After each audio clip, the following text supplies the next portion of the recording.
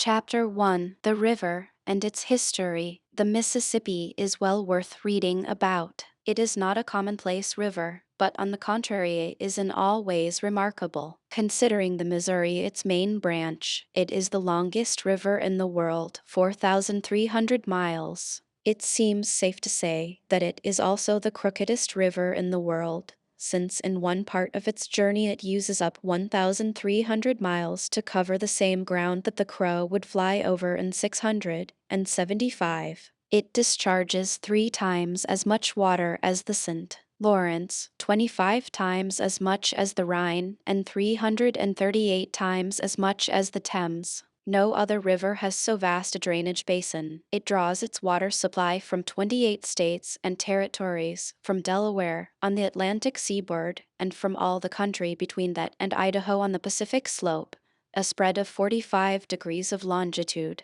The Mississippi receives and carries to the Gulf water from 54 subordinate rivers that are navigable by steamboats and from some hundreds that are navigable by flats and keels. The area of its drainage basin is as great as the combined areas of England, Wales, Scotland, Ireland, France, Spain, Portugal, Germany, Austria, Italy, and Turkey, and almost all this wide region is fertile. The Mississippi Valley proper is exceptionally so. It is a remarkable river in this, that instead of widening toward its mouth, it grows narrower, and deeper. From the junction of the Ohio to a point halfway down to the sea, the width averages a mile in high water. From there to the sea the width steadily diminishes until, at the passes above the mouth, it is but little over half a mile. At the junction of the Ohio the Mississippi's depth is 87 feet.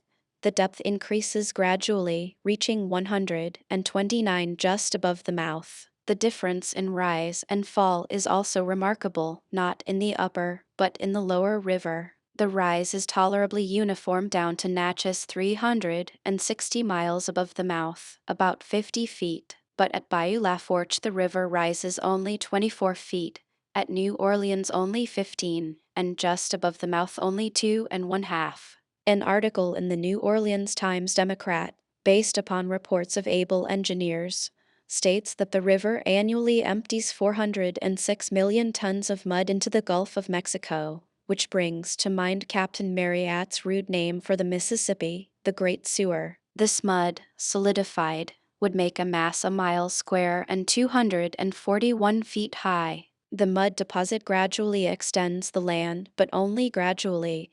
It has extended not quite a third of a mile in the 200 years which have elapsed since the river took its place in history. The belief of the scientific people is that the mouth used to be at Baton Rouge, where the hills cease, and that the 200 miles of land between there and the Gulf was built by the river. This gives us the age of that piece of country, without any trouble at all, 120,000 years. Yet it is much the youthfulest batch of country that lies around there anywhere. The Mississippi is remarkable in still another way, its disposition to make prodigious jumps by cutting through narrow necks of land and thus straightening and shortening itself. More than once it has shortened itself 30 miles at a single jump. These cut-offs have had curious effects. They have thrown several river towns out into the rural districts and built up sand bars and forests in front of them. The town of Delta used to be 3 miles below Vicksburg. A recent cutoff has radically changed the position, and Delta is now 2 miles above Vicksburg. Both of these river towns have been retired to the country by that cutoff.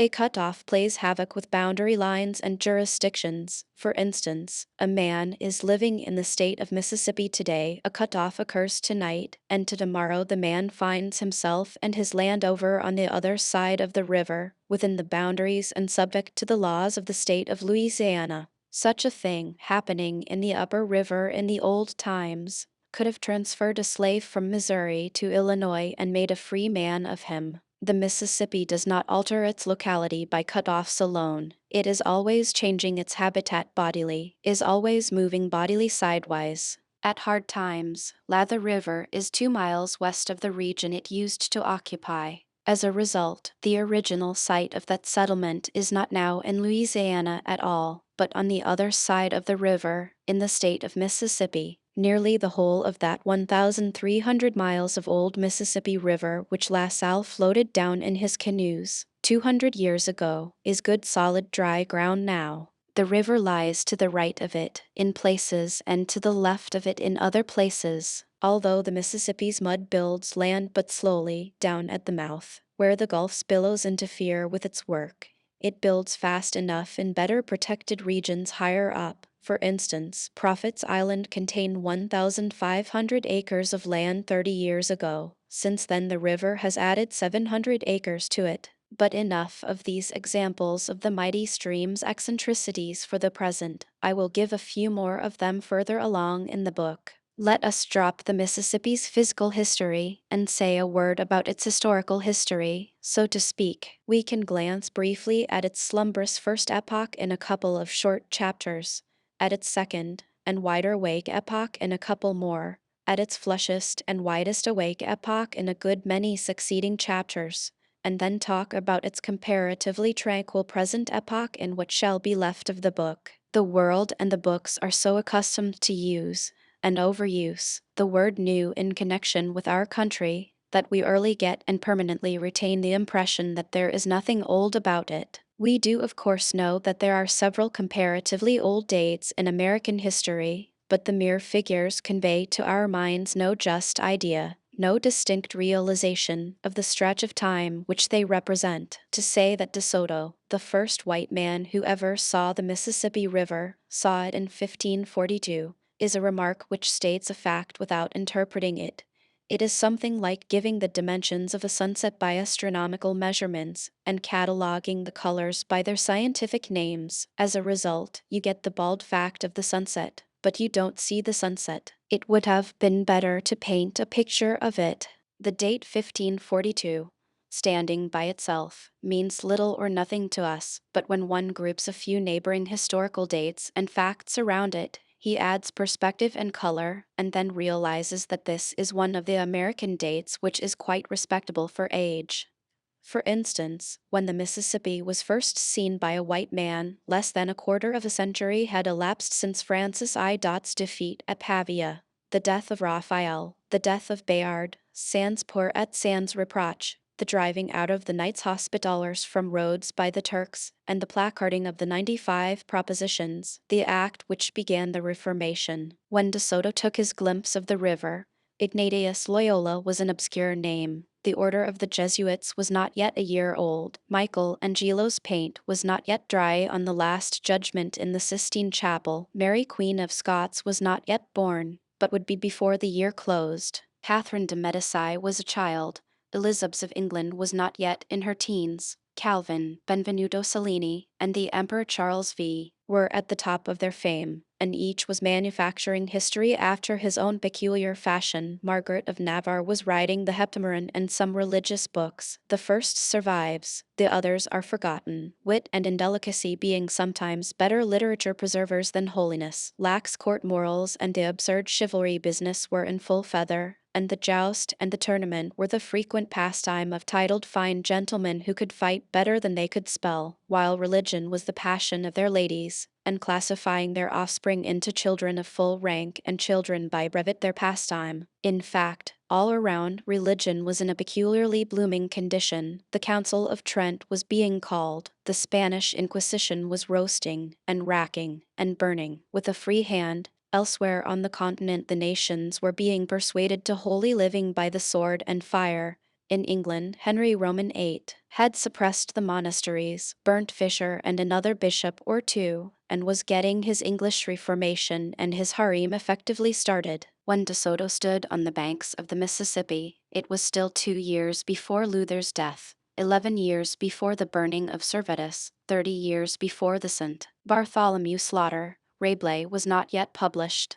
Don Quixote was not yet written. Shakespeare was not yet born. 100 long years must still elapse before Englishmen would hear the name of Oliver Cromwell. Unquestionably, the discovery of the Mississippi is a datable fact, which considerably mellows and modifies the shiny newness of our country and gives her a most respectable outside aspect of rustiness and antiquity. De Soto merely glimpsed the river, then died and was buried in it by his priests and soldiers. One would expect the priests and the soldiers to multiply the river's dimensions by 10, the Spanish custom of the day, and thus move other adventurers to go at once and explore it. On the contrary, their narratives when they reached home did not excite that amount of curiosity. The Mississippi was left unvisited by whites during a term of years, which seems incredible in our energetic days. One may sense the interval to his mind, after a fashion, by dividing it up in this way. After De Soto glimpsed the river, a fraction short of a quarter of a century elapsed, and then Shakespeare was born, lived a trifle more than half a century, then died, and when he had been in his grave considerably more than half a century, the second white man saw the Mississippi. In our day we don't allow 130 years to elapse between glimpses of a marvel. If somebody should discover a creek in the county next to the one that the North Pole is in, Europe and America would start 15 costly expeditions there, one to explore the creek,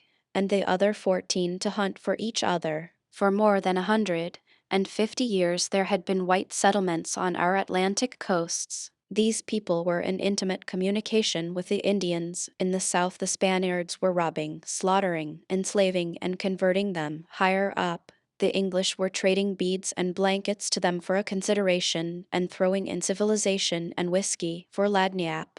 And in Canada the French were schooling them in a rudimentary way, missionarying among them, and drawing whole populations of them at a time to Quebec, and later to Montreal, to buy furs of them. Necessarily, then, these various clusters of whites must have heard of the great river of the far west, and truly, they did hear of it vaguely, so vaguely and indefinitely, that its course, proportions, and locality were hardly evening decibel. The mere mysteriousness of the matter ought to have fired curiosity and compelled exploration, but this did not occur. Apparently nobody happened to want such a river, nobody needed it, nobody was curious about it, so, for a century and a half the Mississippi remained out of the market and undisturbed. When De Soto found it, he was not hunting for a river, and had no present occasion for one. Consequently he did not value it or even take any particular notice of it. But at last La Salle the Frenchman conceived the idea of seeking out that river and exploring it. It always happens that when a man seizes upon a neglected and important idea, people inflamed with the same notion crop up all around. It happened so in this instance. Naturally, the question suggests itself. Why did these people want the river now, when nobody had wanted it in the 5 preceding generations? Apparently it was because at this late day they thought they had discovered a way to make it useful, for it had come to be believed that the Mississippi emptied into the Gulf of California, and therefore afforded a short cut from Canada to China. Chapter 2: The River and Its Explorers. La Salle himself sued for certain high privileges, and they were graciously accorded him by Louis Roman XIV of inflated memory. Chief among them was the privilege to explore far and wide, and build forts, and stake out continents, and hand the same over to the king, and pay the expenses himself, receiving, in return, some little advantages of one sort or another, among them the monopoly of buffalo hides. He spent several years and about all of his money in making perilous and painful trips between Montreal and a fort which he had built on the Illinois, before he at last succeeded in getting his expedition in such a shape that he could strike for the Mississippi. And meantime other parties had had better fortune. In 1673 Joliet the merchant and Marquette the priest crossed the country and reached the banks of the Mississippi. They went by way of the Great Lakes and from Green Bay, in canoes, by way of Fox River and the Wisconsin. Marquette had solemnly contracted on the feast of the Immaculate Conception that if the Virgin would permit him to discover the great river, he would name it Conception, in her honor. He kept his word. In that day, all explorers traveled with an outfit of priests. De Soto had 24 with him. La Salle had several, also. The expeditions were often out of meat and scant of clothes, but they always had the furniture and other requisites for the Mass. They were always prepared, as one of the quaint chroniclers of the time phrased it, to explain hell to the savages. On the 17th of June, 1673, the canoes of Joliet and Marquette and their 5 subordinates reached the junction of the Wisconsin with the Mississippi. Mr. Parkman says, before them a wide and rapid current coursed athwart their way, by the foot of lofty heights wrapped thick in forests. He continues, turning southward, they paddled down the stream, through a solitude unrelieved by the faintest trace of man. A big catfish collided with Marquette's canoe, and startled him, and reasonably enough, for he had been warned by the Indians that he was on a foolhardy journey, an evening a fatal one, for the river contained a demon whose roar could be heard at a great distance, and who would engulf them in the abyss where he dwelt. I have seen a Mississippi catfish that was more than 6 feet long, and weighed 250 pounds, and if Marquette's fish was the fellow to that one, he had a fair right to think the river's roaring demon was come. At length the buffalo began to appear, grazing in herds on the great prairies, which then bordered the river, and Marquette describes the fierce and stupid look of the old bulls as they stared at the intruders through the tangled mane which nearly blinded them. The voyagers moved cautiously, landed at night and made a fire to cook their evening meal, then extinguished it, embarked again, paddled some way farther, and anchored in the stream, keeping a man on the watch till morning. They did this day after day and night after night, and at the end of 2 weeks they had not seen a human being. The river was an awful solitude then, and it is now, over most of its stretch. But at the close of the fortnight they one day came upon the footprints of men in the mud of the western bank, a Robinson Crusoe experience, which carries an electric shiver with it yet, when one stumbles on it in print. They had been warned that the river Indians were as ferocious and pitiless as the river demon, and destroyed all comers without waiting for provocation. But no matter. Joliet and Marquette struck into the country to hunt up the proprietors of the tracks. They found them, soon, and were hospitably received and well treated, if to be received by an Indian chief who has taken off his last rag in order to appear at his level best is to be received hospitably, and if to be treated abundantly to fish, porridge, and other game, including dog, and have these things forked into one's mouth by the ungloved fingers of Indians is to be well treated. In the morning the chief and 600 of his tribesmen escorted the Frenchmen to the river and bade them a friendly farewell. On the rocks above the present city of Alton they found some rude and fantastic Indian paintings, which they describe. A short distance below, a torrent of yellow mud rushed furiously athwart the calm blue current of the Mississippi, boiling and surging and sweeping in its coarse logs, branches, and uprooted trees. This was the mouth of the Missouri, that savage river, which descending from its mad career through a vast unknown of barbarism, poured its turbid floods into the bosom of its gentle sister. Soon they passed the mouth of the Ohio. They passed cane brakes, they fought mosquitoes, they floated along, day after day, through the deep silence and loneliness of the river, drowsing in the scant shade of makeshift awnings, and broiling with the heat. They encountered and exchanged civilities with another party of Indians, and at last they reached the mouth of the Arkansas about a month out from their starting point, where a tribe of war-whooping savages swarmed out to meet and murder them, but they appealed to the Virgin for help. So in place of a fight there was a feast, and plenty of pleasant palaver and fol-de-rol. They had proved to their satisfaction that the Mississippi did not empty into the Gulf of California or into the Atlantic. They believed it emptied into the Gulf of Mexico. They turned back now and carried their great news to Canada. But belief is not proof. It was reserved for La Salle to furnish the proof. He was provokingly delayed by one misfortune after another, but at last got his expedition under way at the end of the year 1681. In the dead of winter he and Henry de Taunay, son of Lorenzo Taunay, who invented the Taunine, his lieutenant, started down the Illinois, with a following of 18 Indians brought from New England, and 23 Frenchmen. They moved in procession down the surface of the frozen river, on foot, and dragging their canoes after them on sledges. At Peoria Lake they struck open water, and paddled from there to the Mississippi, and turned their prows southward. They plowed through the fields of floating ice, past the mouth of the Missouri, past the mouth of the Ohio, by and by, and, gliding by the wastes of bordering swamp, landed on the 24th of February near the 3rd Chickasaw Bluffs, where they halted and built Fort Prudhomme. Again, says Mr. Parkman, they embarked, and with every stage of their adventurous progress, the mystery of this vast new world was more and more unveiled. More and more they entered the realms of spring. The hazy sunlight, the warm and drowsy air, the tender foliage, the opening flowers betokened the reviving life of nature. Day by day they floated down the great bends in the shadow of the dense forests, and in time arrived at the mouth of the Arkansas. First, they were greeted by the natives of this locality as Marquette had before been greeted by them, with the booming of the war drum and the flourish of arms.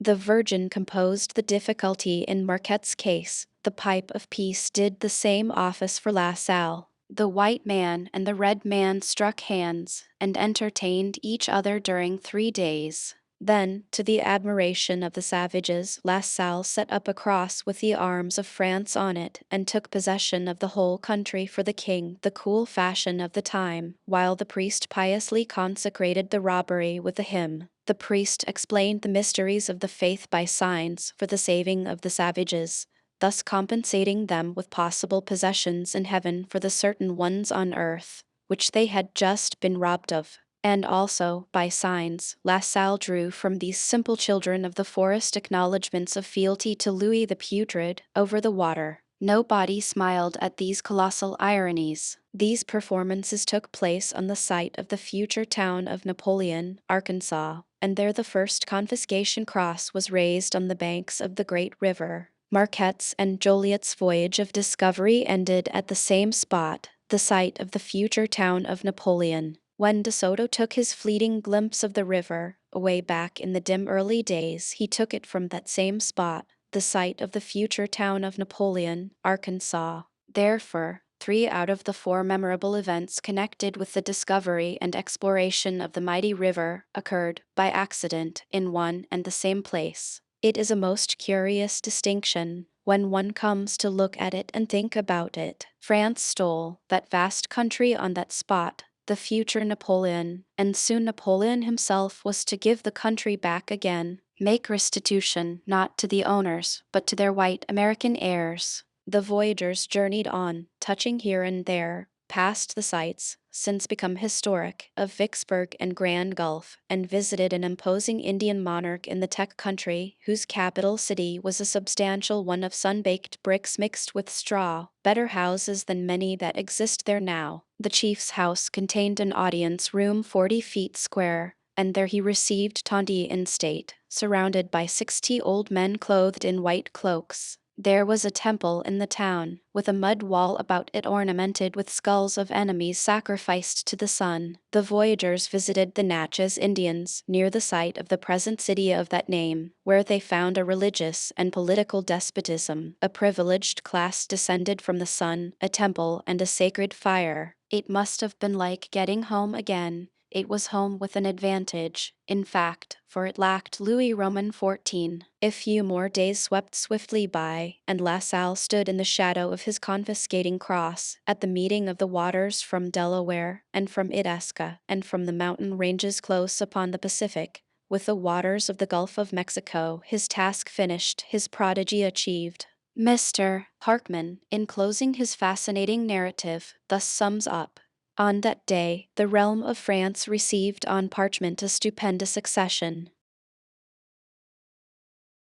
Chapter 3: Frescoes from the Past. Apparently the river was ready for business now. But no, the distribution of a population along its banks was as calm and deliberate and time-devouring a process as the discovery and exploration had been. 70 years elapsed after the exploration before the river's borders had a white population worth considering, and nearly 50 more before the river had a commerce. Between La Salle's opening of the river and the time when it may be said to have become the vehicle of anything like a regular and active commerce, 7 sovereigns had occupied the throne of England. America had become an independent nation. Louis Roman 14 and Louis Roman 15 had rotted and died. The French monarchy had gone down in the red tempest of the Revolution, and Napoleon was a name that was beginning to be talked about. Truly, there were snails in those days. The river's earliest commerce was in great barges, keelboats, broadhorns.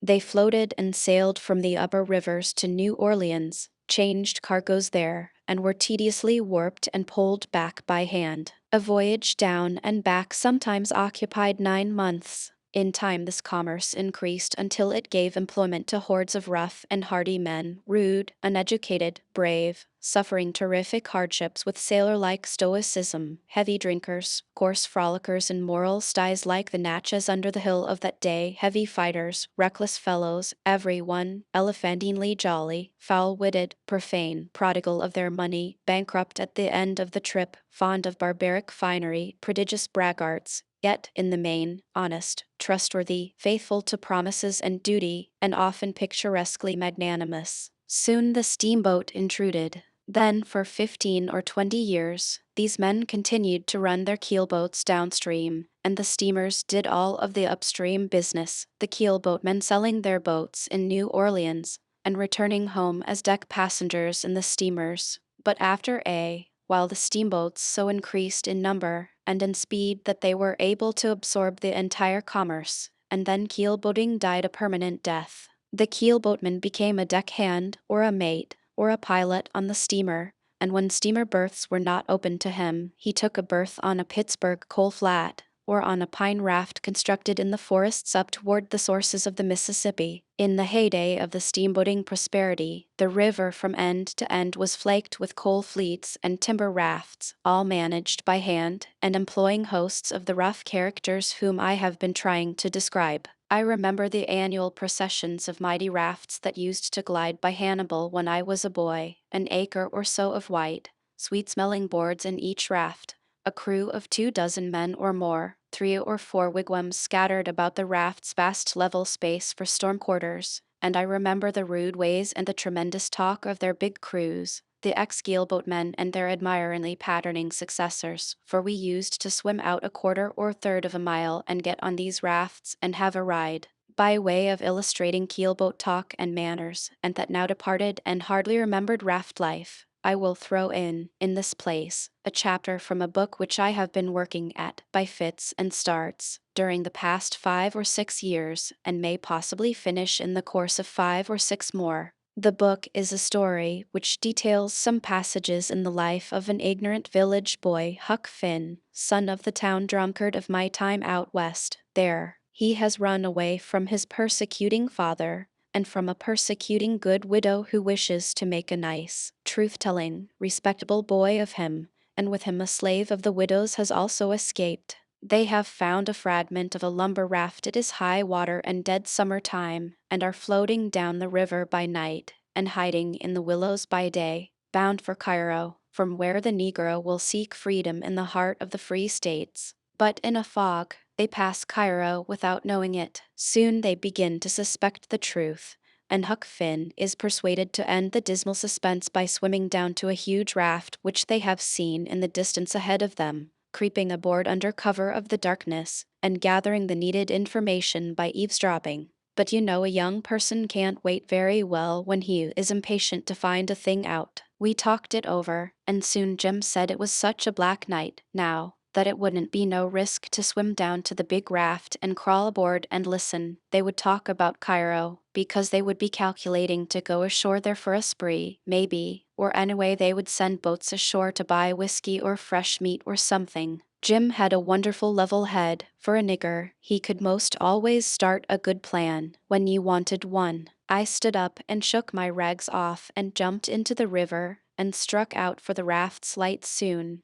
when I got down nearly to her, I eased up and went slow and cautious. But everything was all right, nobody at the sweeps, so I swum down along the raft till I was most abreast the campfire in the middle. Then I crawled aboard, and inched along and got in amongst some bundles of shingles on the weather side of the fire. There was 13 men there. They was the watch on deck, of course, and a mighty rough-looking lot, too. They had a jug and tin cups, and they kept the jug moving. One man was singing, roaring, you may say, and it wasn't a nice song for a parlor anyway. He roared through his nose, and strung out the last word of every line very long. When he was done they all fetched a kind of Injun war-whoop, and then another was sung. It begun, there was a woman in our toten did dweddle dwell, She loved her husband dearly, but another man twist his weddle. Singing to Rilo, Rilo, Rilo, Ritu, Rilo, Relay. She loved her husband dearly, but another man twist as well. And so on. 14 verses. It was kind of poor, and when he was going to start on the next verse, one of them said it was the tune the old cow died on, and another one said, "Oh, give us a rest." And another one told him to take a walk. They made fun of him till he got mad and jumped up and begun to cuss the crowd, and said he could lame any thief in the lot. They was all about to make a break for him, but the biggest man there jumped up and says, "Set where you are, gentlemen. Leave him to me, he's my meat." Then he jumped up in the air 3 times and cracked his heels together every time. He flung off a buckskin coat that was all hung with fringes, and says, "You lay thar till the chowin' up's done," and flung his hat down, which was all over ribbons, and says, "You lay thar till his sufferance is over." Then he jumped up in the air and cracked his heels together again, and shouted out, "Whoop! I'm the old original iron-jawed, brass-mounted, copper-bellied corpse-maker from the wilds of Arkansas. Look at me. I'm the man they call sudden death and general desolation, sired by a hurricane, damned by an earthquake, half-brother to the cholera, nearly related to the smallpox on the mother's side. Look at me. I take 19 alligators, and a barrel of whiskey for breakfast, when I'm in robust health, and a bushel of rattlesnakes and a dead body when I'm ailing. I split the everlasting rocks with my glance, and I squench the thunder when I speak. Whoop! Stand back and give me room according to my strength. Blood's my natural drink, and the wails of the dying is music to my ear. Cast your eye on me, gentlemen, and lay low and hold your breath, for I'm about to turn myself loose." All the time he was getting this off, he was shaking his head and looking fierce, and kind of swelling around in a little circle, tucking up his wristbands, and now and then straightening up and beating his breast with his fist, saying, "Look at me, gentlemen." When he got through, he jumped up and cracked his heels together 3 times, and let off a roaring whoop. "I'm the bloodiest son of a wildcat that lives." Then the man that had started the row tilted his old slouch hat down over his right eye. Then he bent stooping forward, with his back sagged and his south end sticking out far, and his fists shoving out and drawing in front of him, and so went around in a little circle about 3 times, swelling himself up and breathing hard. Then he straightened and jumped up and cracked his heels together 3 times before he lit again that made them cheer, and he begun to shout like this, "Whoop!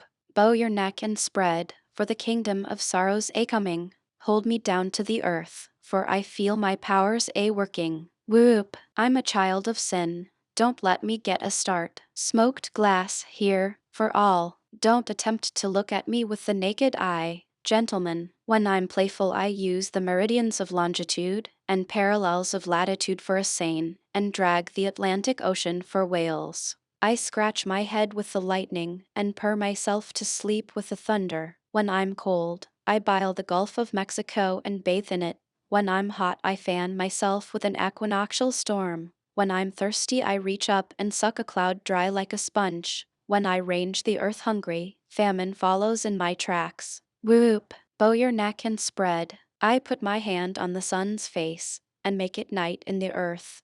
I bite a piece out of the moon and hurry the seasons.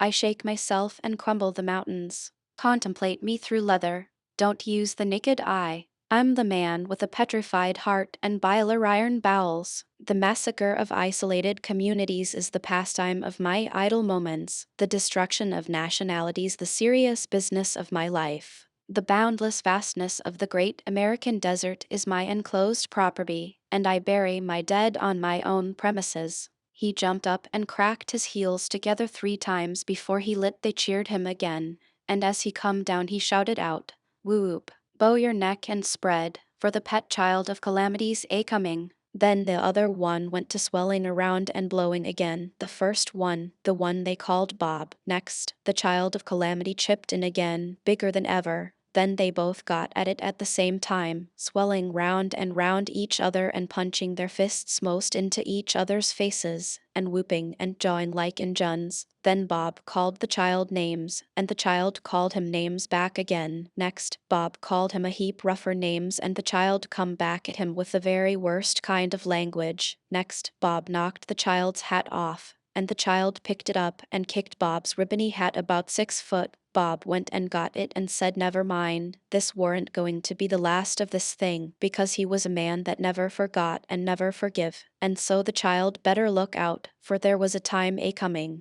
just as sure as he was a living man, that he would have to answer to him with the best blood in his body. The child said no man was willinger than he was for that time to come, and he would give Bob fair warning, now, never to cross his path again, for he could never rest till he had waded in his blood, for such was his nature, though he was sparing him now on account of his family, if he had one. Both of them was edging away in different directions, growling and shaking their heads and going on about what they was going to do. But a little black-whiskered chap skipped up and says, "Come back here, you couple of chicken-livered cowards, and I'll thrash the two of ye." And he done it, too. He snatched them, he jerked them this way and that, he booted them around, he knocked them sprawling faster than they could get up. Why, it warn't 2 minutes till they begged like dogs, and how the other lot did yell and laugh and clap their hands all the way through, and shout sail in, corpse maker. Hi! At him again, child of calamity, bully for you, little Davy. Well, it was a perfect powwow for a while. Bob and the child had red noses and black eyes when they got through. Little Davy made them own up that they were sneaks and cowards and not fit to eat with a dog or drink with a nigger. Then Bob and the child shook hands with each other, very solemn, and said they had always respected each other and was willing to let bygones be bygones. So then they washed their faces in the river, and just then there was a loud order to stand by for a crossing, and some of them went forward to man the sweeps there, and the rest went aft to handle the after sweeps. I laid still and waited for 15 minutes, and had a smoke out of a pipe that one of them left in reach. Then the crossing was finished, and they stumped back and had a drink around and went to talking and singing again. Next they got out an old fiddle, and one played and another patted juba, and the rest turned themselves loose on a regular old-fashioned keelboat breakdown. They couldn't keep that up very long without getting winded, so soon they settled around the jug again. They sung Jolly, Jolly Raftman's the life for me, with a rousing chorus, and then they got to talking about differences between hogs and their different kind of habits, and next about women and their different ways, and next about the best ways to put out houses that was afire, and next about what ought to be done with the Injuns, and next about what a king had to do, and how much he got, and next about how to make cats fight, and next about what to do when a man has fits, and next about differences between clear water rivers and muddy water ones. The man they called Ed said the muddy Mississippi water was wholesomer to drink than the clear water of the Ohio. He said if you let a pint of this yaller Mississippi water settle, you would have about a half to 3/4 of an inch of mud in the bottom, according to the stage of the river, and then it warn't no better than Ohio water. What you wanted to do was to keep it stirred up, and when the river was low, keep mud on hand to put in and thicken the water up the way it ought to be. The child of calamity said that was so. He said there was nutritiousness in the mud, and a man that drunk Mississippi water could grow corn in his stomach if he wanted to. He says you look at the graveyards, that tells the tale. Trees won't grow worth chucks in a Cincinnati graveyard,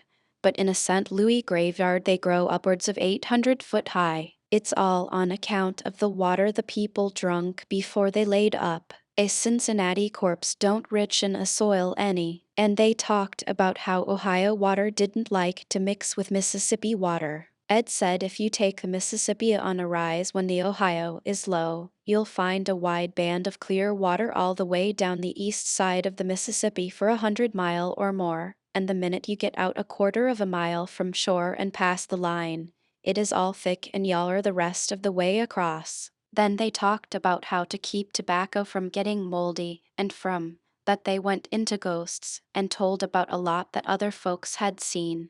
But Ed says, Why don't you tell something that you've seen yourselves? Now let me have a say.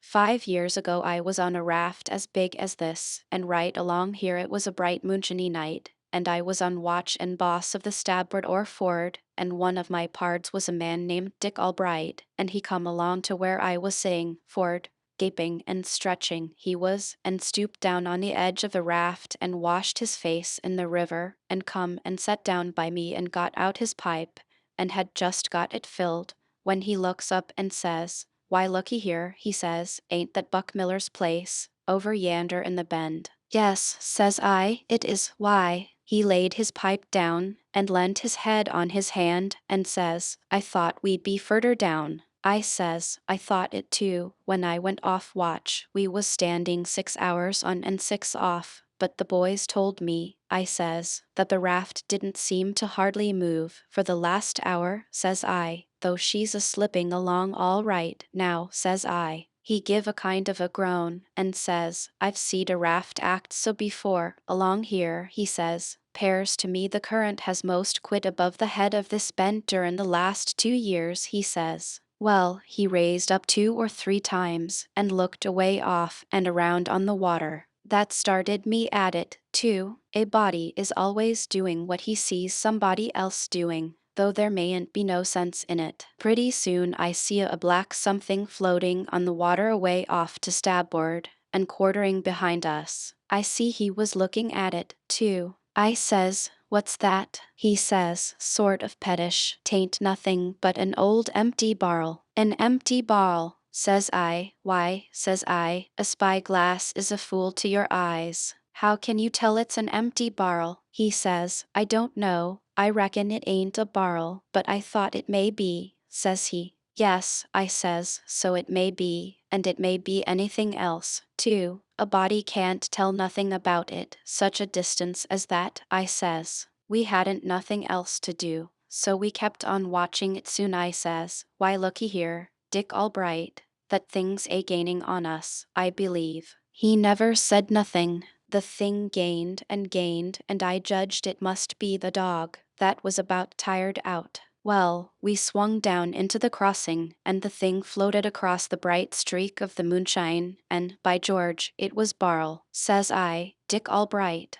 what made you think that thing was a barrel when it was a half a mile off?" says I. Says he, "I don't know." Says I, "You tell me." "Dick Albright," he says, "well, I knowed it was a barrel. I've seen it before. Lots has seen it. They says it's a haunted barrel." I called the rest of the watch, and they come and stood there, and I told them what Dick said.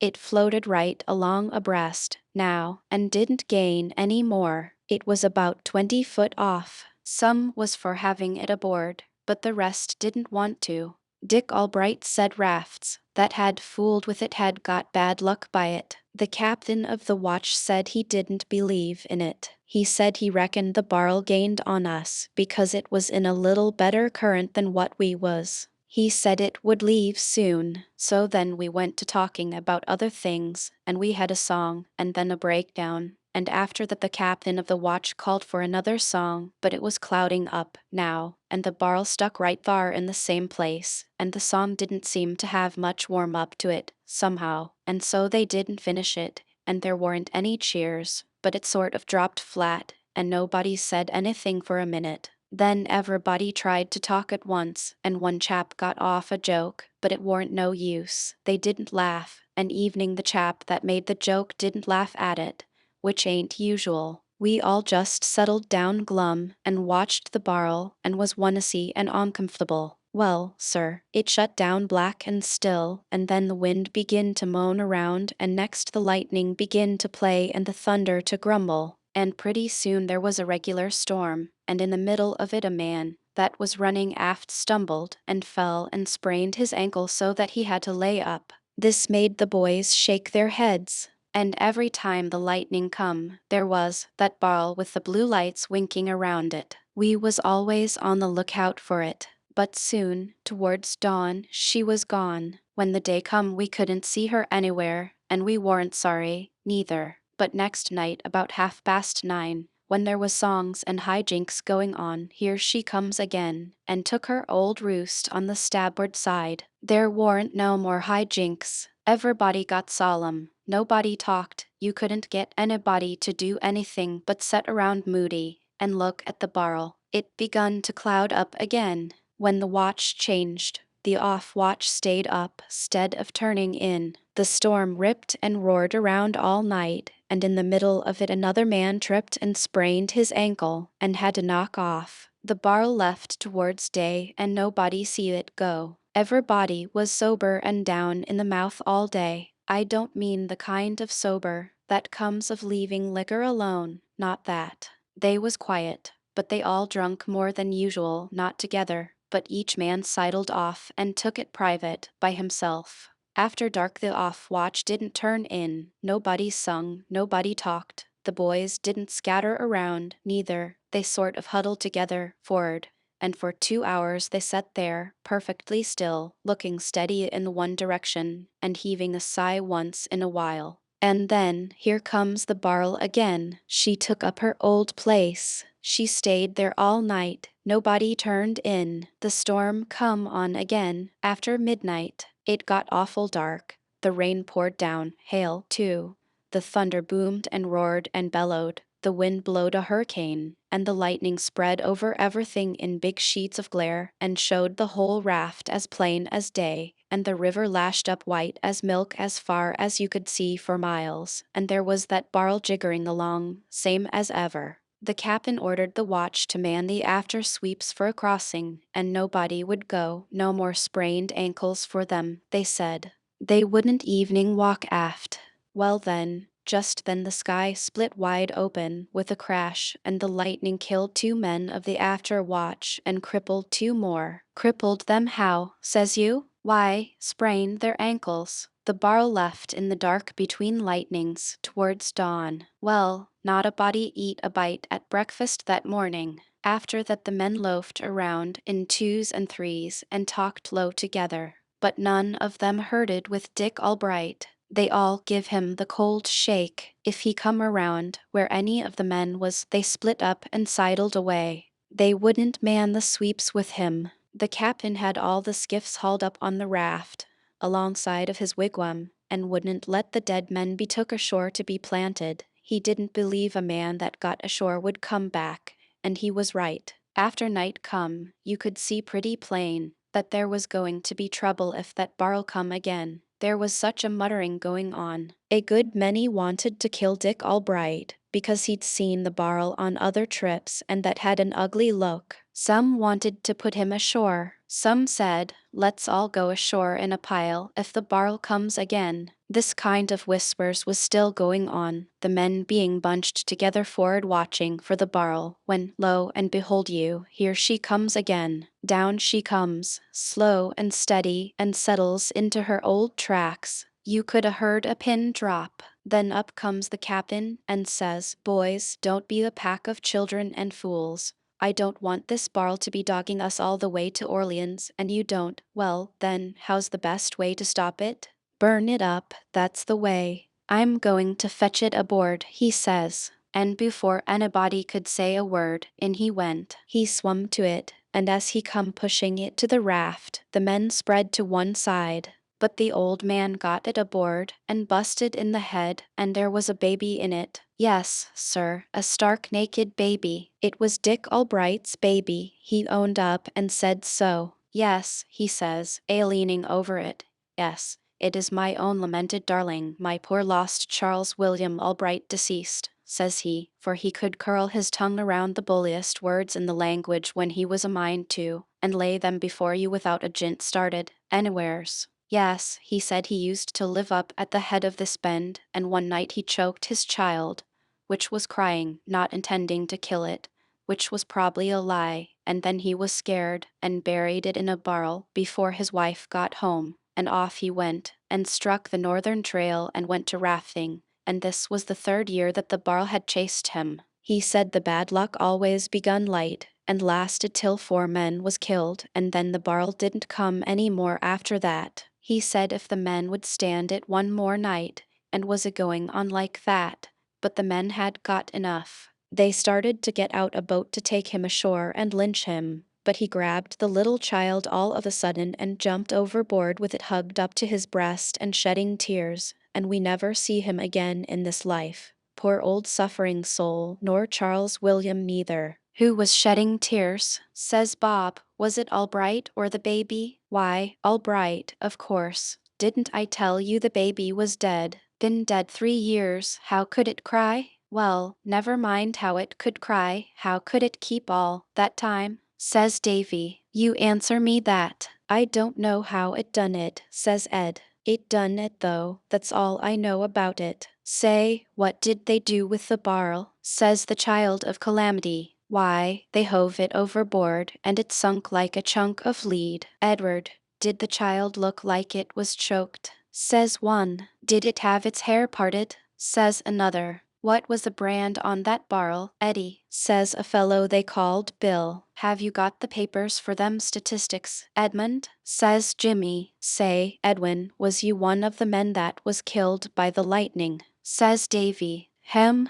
Oh, no, he was both of 'em, says Bob. Then they all haw-hawed. Say, Edward, don't you reckon you'd better take a pill? You look bad, don't you feel pale? Says the child of calamity. Oh, come, now, Eddie, says Jimmy, show up. You must a kept part of that barrel to prove the thing by. Show us the bunghole, do, and we'll all believe you. Say, boys, says Bill, let's divide it up. Thar's 13 of us. I can swaller a 13th of the yarn, if you can worry down the rest. Ed got up mad and said they could all go to some place, which he ripped out pretty savage, and then walked off aft cussin' to himself, and they yelling and jeering at him, and roaring and laughing so you could hear them a mile. Boys, we'll split a watermelon on that, says the child of calamity, and he come rummaging around in the dark amongst the shingle bundles where I was, and put his hand on me. I was warm and soft and naked,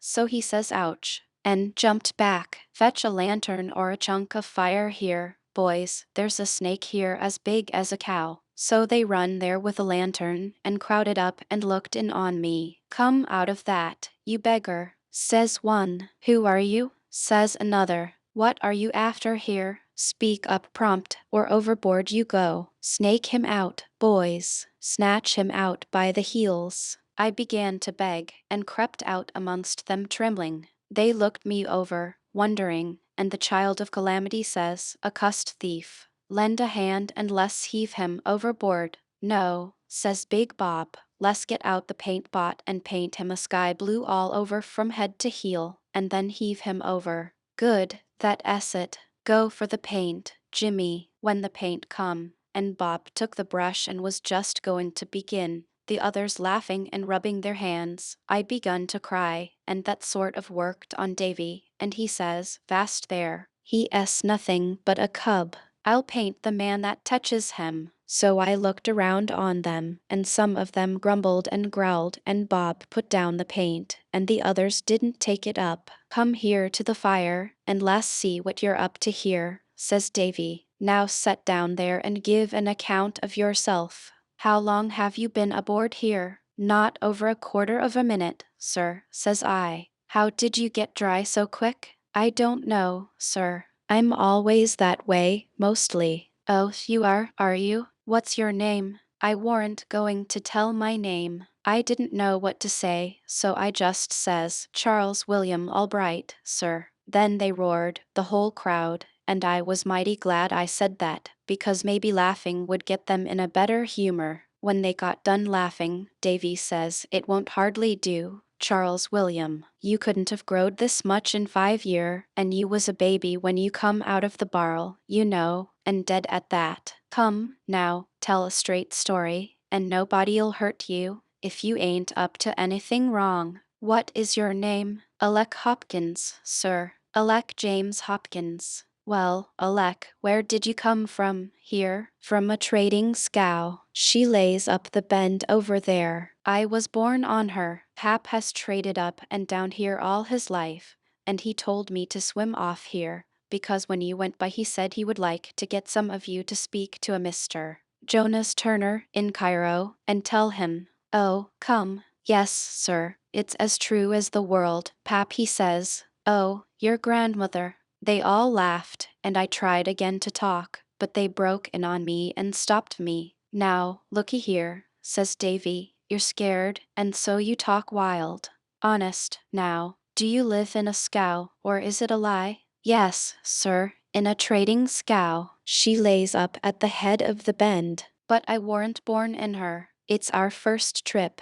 Now you're talking. What did you come aboard here for? To steal? No, sir, I didn't. It was only to get a ride on the raft. All boys does that. Well, I know that. But what did you hide for? Sometimes they drive the boys off. So they do. They may steal. Looky here. If we let you off this time, will you keep out of these kind of scrapes hereafter? Deed I will, boss. You try me. All right, then. You ain't but little ways from shore. Overboard with you, and don't you make a fool of yourself another time this way. Blast it, boy. Some raftsmen would ride you till you were black and blue. I didn't wait to kiss goodbye, but went overboard and broke for shore. When Jim come along soon, the big raft was away out of sight around the point. I swum out and got aboard and was mighty glad to see home again. The boy did not get the information he was after, but his adventure has furnished the glimpse of the departed raftsman and keelboatman which I desire to offer in this place. I now come to a phase of the Mississippi River life of the flush times of steamboating, which seems to me to warrant full examination, the marvelous science of piloting, as displayed there.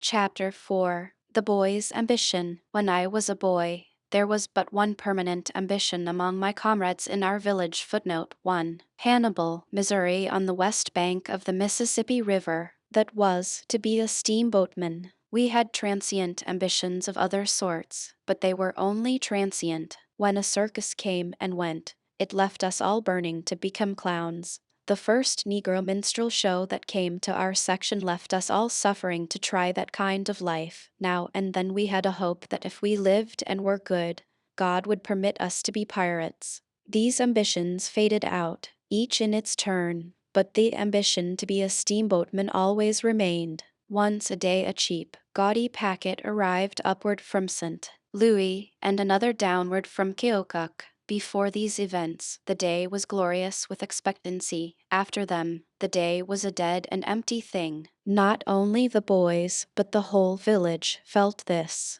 After all these years I can picture that old time to myself now, just as it was then, the white town drowsing in the sunshine of a summer's morning, the streets empty or pretty nearly so, one or two clerks sitting in front of the Water Street stores, with their splint-bottomed chairs tilted back against the wall, chins on breasts, hats slouched over their faces, asleep, with shingle shavings enough around to show what broke them down, a sow and a litter of pigs loafing along the sidewalk, doing a good business in watermelon rinds and seeds, 2 or 3 lonely little freight piles scattered about the levee, a pile of skids on the slope of the stone-paved wharf, and the fragrant town drunkard asleep in the shadow of them, 2 or 3 wood flats at the head of the wharf, but nobody to listen to the peaceful lapping of the wavelets against them. The great Mississippi, the majestic, the magnificent Mississippi, rolling its mile-wide tide along, shining in the sun, the dense forest away on the other side, the point above the town, and the point below, bounding the river glimpse and turning it into a sort of sea, and withal a very still and brilliant and lonely one. Soon a film of dark smoke appears above one of those remote points.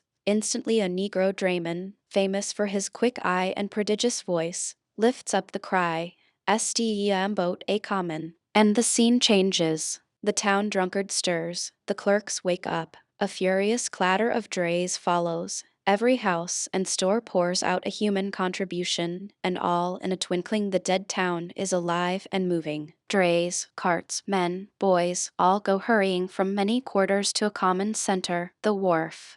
Assembled there, the people fasten their eyes upon the coming boat as upon a wonder they are seeing for the first time. And the boat is rather a handsome sight, too. She is long and sharp and trim and pretty. She has two tall, fancy-topped chimneys, with a gilded device of some kind swung between them, a fanciful pilot house, a glass and gingerbread, perched on top of the Texas deck behind them. The paddle boxes are gorgeous with a picture or with gilded rays above the boat's name. The boiler deck, the hurricane deck, and the Texas deck are fenced and ornamented with clean white railings. There is a flag gallantly flying from the jackstaff. The furnace doors are open and the fires glaring bravely. The upper decks are black with passengers. The captain stands by the big bell, calm, imposing, the envy of all. Great volumes of the blackest smoke are rolling and tumbling out of the chimneys, a husbanded grandeur created with a bit of pitch pine just before arriving at a town. The crew are grouped on the forecastle. The broad stage is run far out over the port bow, and an envied deckhand stands picturesquely on the end of it with a coil of rope in his hand. The pent steam is screaming through the gauge cocks. The captain lifts his hand, a bell rings, the wheels stop.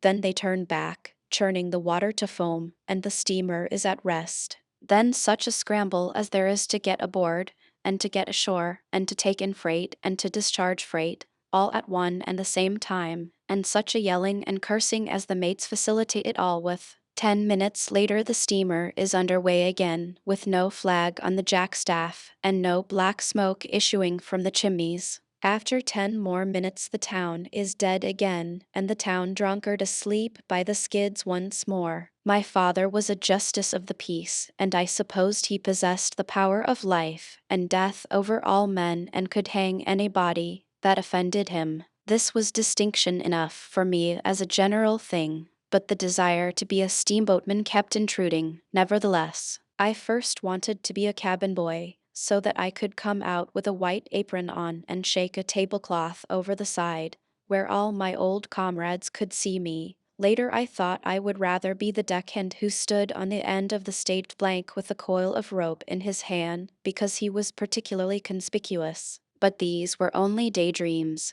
They were too heavenly to be contemplated as real possibilities. Soon one of our boys went away. He was not heard of for a long time. At last he turned up as apprentice engineer or striker on a steamboat. This thing shook the bottom out of all my Sunday school teachings. That boy had been notoriously worldly, and I just the reverse. Yet he was exalted to this eminence, and I left in obscurity and misery. There was nothing generous about this fellow in his greatness. He would always manage to have a rusty bolt to scrub while his boat tarried at our town, and he would sit on the inside guard and scrub it, where we could all see him and envy him and loathe him. And whenever his boat was laid up he would come home and swell around the town in his blackest and greasiest clothes, so that nobody could help remembering that he was a steamboatman, and he used all sorts of steamboat technicalities in his talk, as if he were so used to them that he forgot common people could not understand them. He would speak of the larboard side of a horse in an easy, natural way that would make one wish he was dead, and he was always talking about St. Louis like an old citizen. He would refer casually to occasions when he was coming down 4th Street, or when he was passing by the planter's house, or when there was a fire and he took a turn on the brakes of the old Big Missouri, and then he would go on and lie about how many towns the size of ours were burned down there that day. 2 or 3 of the boys had long been persons of consideration among us, because they had been to St. Louis once and had a vague general knowledge of its wonders, but the day of their glory was over now. They lapsed into a humble silence and learned to disappear when the ruthless cub engineer approached. This fellow had money, too, and hair oil, also an ignorant silver watch and a showy brass watch chain. He wore a leather belt and used no suspenders. If ever a youth was cordially admired and hated by his comrades, this one was. No girl could withstand his charms. He cut out every boy in the village. When his boat blew up at last, it diffused a tranquil contentment among us such as we had not known for months. But when he came home the next week, alive, renowned, and appeared in church all battered up and bandaged, a shining hero, stared at and wondered over by everybody, it seemed to us that the partiality of Providence for an undeserving reptile had reached a point where it was open to criticism. This creature's career could produce but one result, and it speedily followed. Boy after boy managed to get on the river. The minister's son became an engineer. The doctor's and the postmaster's sons became mud clerks. The wholesale liquor dealer's son became a barkeeper on a boat. 4 sons of the chief merchant and 2 sons of the county judge became pilots. Pilot was the grandest position of all. The pilot, evening in those days of trivial wages, had a princely salary from $150 to $250 a month, and no board to pay. 2 months of his wages would pay a preacher's salary for a year. Now some of us were left disconsolate.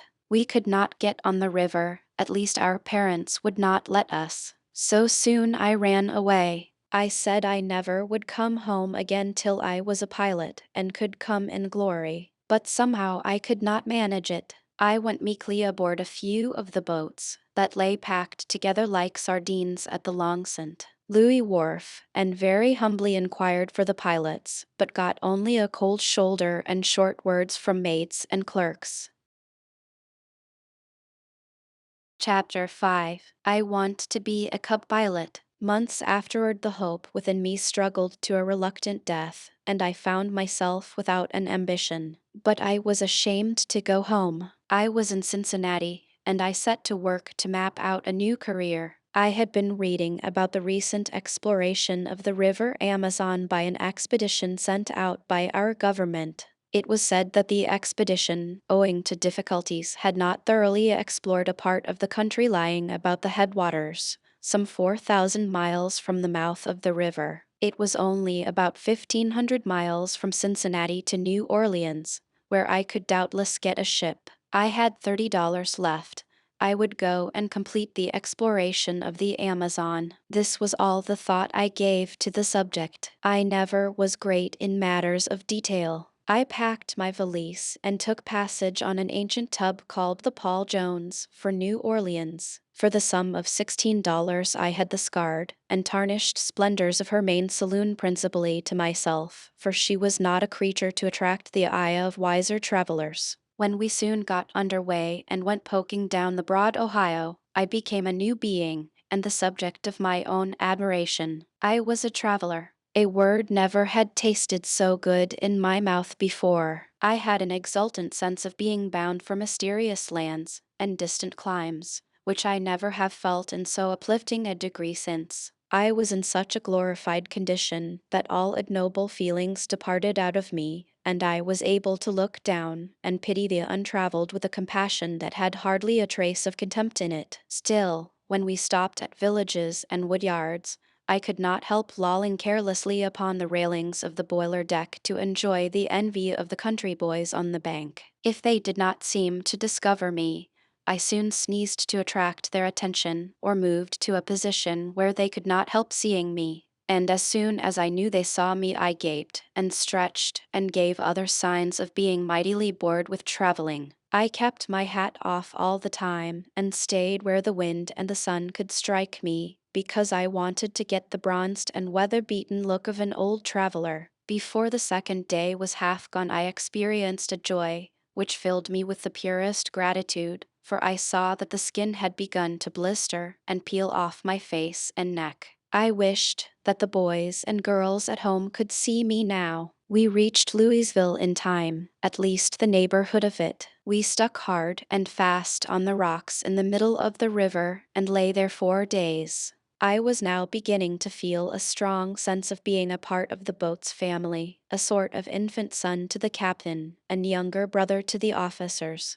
There is no estimating the pride I took in this grandeur, or the affection that began to swell and grow in me for those people. I could not know how the lordly steamboatman scorns that sort of presumption in a mere landsman. I particularly longed to acquire the least trifle of notice from the big stormy mate, and I was on the alert for an opportunity to do him a service to that end. It came at last. The riotous powwow of setting a spar was going on down on the forecastle, and I went down there, and stood around in the way, or mostly skipping out of it, till the mate suddenly roared a general order for somebody to bring him a capstan bar. I sprang to his side, and said, "Tell me where it is, I'll fetch it." If a ragpicker had offered to do a diplomatic service for the Emperor of Russia, the monarch could not have been more astounded than the mate was. He evening stopped swearing. He stood and stared down at me. It took him 10 seconds to scrape his disjointed remains together again. Then he said impressively, "Well, if this don't beat hell," and turned to his work with the air of a man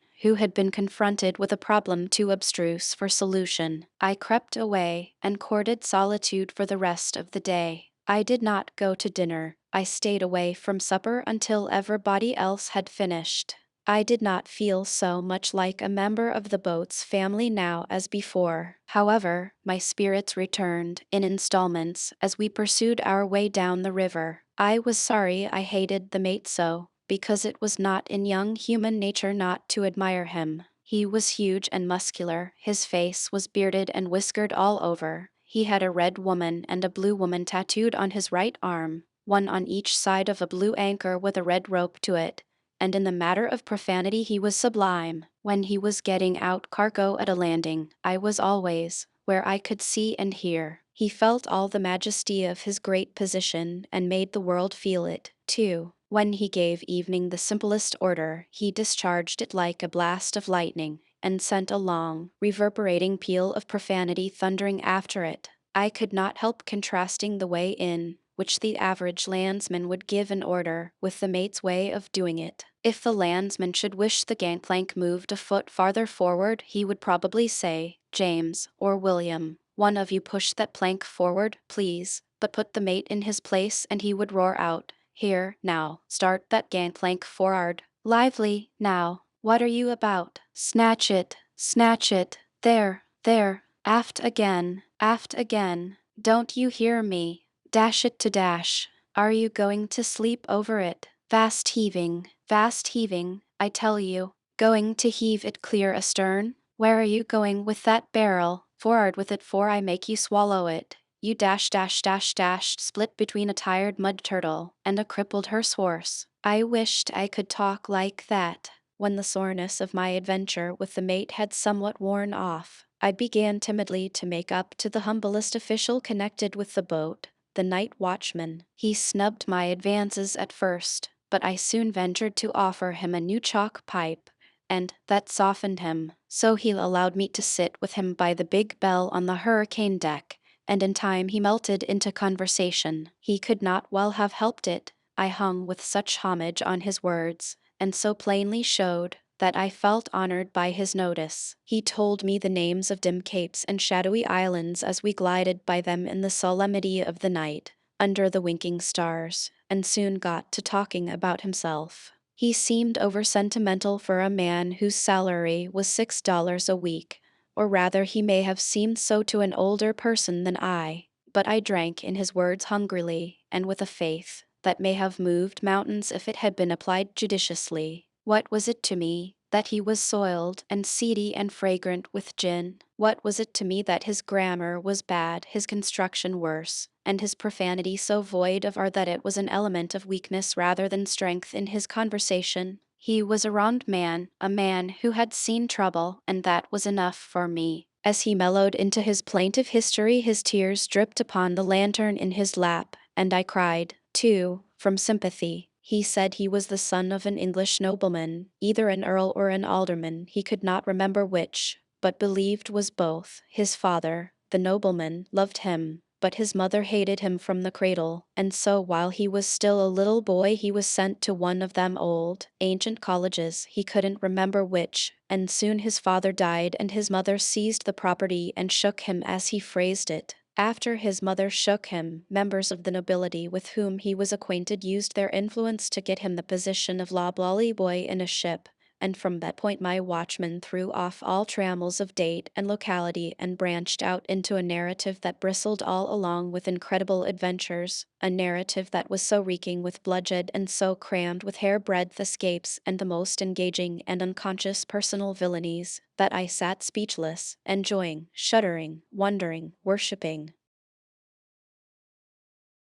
Chapter 6. A Cub Pilot's Experience. What with lying on the rocks 4 days at Louisville, and some other delays, the poor old Paul Jones fooled away about 2 weeks in making the voyage from Cincinnati to New Orleans. This gave me a chance to get acquainted with one of the pilots, and he taught me how to steer the boat, and thus made the fascination of river life more potent than ever for me. It also gave me a chance to get acquainted with a youth who had taken deck passage. More's the pity, for he easily borrowed $6 of me on a promise to return to the boat and pay it back to me the day after we should arrive. But he probably died or forgot, for he never came. It was doubtless the former, since he had said his parents were wealthy and he only traveled deck passage because it was cooler. Footnote 1. Deck passage, i.e., steerage passage. I soon discovered two things. One was that a vessel would not be likely to sail for the mouth of the Amazon under 10 or 12 years, and the other was that the $9 or $10 still left in my pocket would not suffice for so imposing an exploration as I had planned, even if I could afford to wait for a ship. Therefore it followed that I must contrive a new career. The Paul Jones was now bound for St. Louis. I planned a siege against my pilot, and at the end of 3 hard days he surrendered. He'd agreed to teach me the Mississippi River from New Orleans to St. Louis for $500, payable out of the first wages I should receive after graduating. I entered upon the small enterprise of learning 12 or 1300 miles of the great Mississippi River with the easy confidence of my time of life. If I had really known what I was about to require of my faculties, I should not have had the courage to begin. I supposed that all a pilot had to do was to keep his boat in the river, and I did not consider that that could be much of a trick, since it was so wide. The boat backed out from New Orleans at 4 in the afternoon, and it was our watch until 8. Mr. Bixby, my chief, straightened her up, plowed her along past the sterns of the other boats that lay at the levee, and then said, "Here, take her. Shave those steamships as close as you'd peel an apple." I took the wheel, and my heartbeat fluttered up into the hundreds, for it seemed to me that we were about to scrape the side off every ship in the line. We were so close. I held my breath, and began to claw the boat away from the danger, and I had my own opinion of the pilot, who had known no better than to get us into such peril, but I was too wise to express it. In half a minute I had a wide margin of safety intervening between the Paul Jones and the ships, and within 10 seconds more I was set aside in disgrace, and Mr. Bixby was going into danger again, and flaying me alive with abuse of my cowardice. I was stung, but I was obliged to admire the easy confidence with which my chief loafed from side to side of his wheel, and trimmed the ships so closely that disaster seemed ceaselessly imminent. When he had cooled a little he told me that the easy water was close ashore and the current outside, and therefore we must hug the bank, upstream, to get the benefit of the former, and stay well out, downstream, to take advantage of the latter. In my own mind I resolved to be a downstream pilot, and leave the upstreaming to people dead to prudence. Now and then Mr. Bixby called my attention to certain things. Said he, "This is 6 Mile Point." I assented.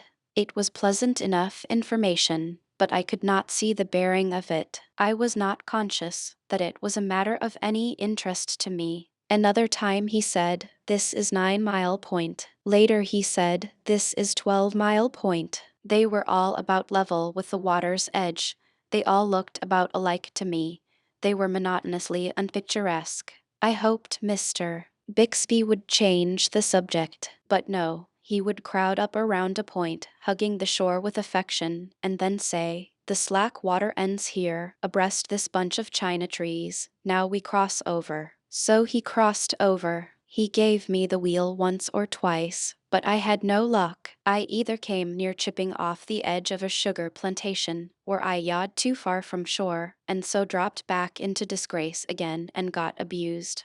The watch was ended at last, and we took supper and went to bed. At midnight the glare of a lantern shone in my eyes, and the night watchman said, "Come, turn out," and then he left. I could not understand this extraordinary procedure, so I soon gave up trying to. and dozed off to sleep. Pretty soon the watchman was back again, and this time he was gruff. I was annoyed.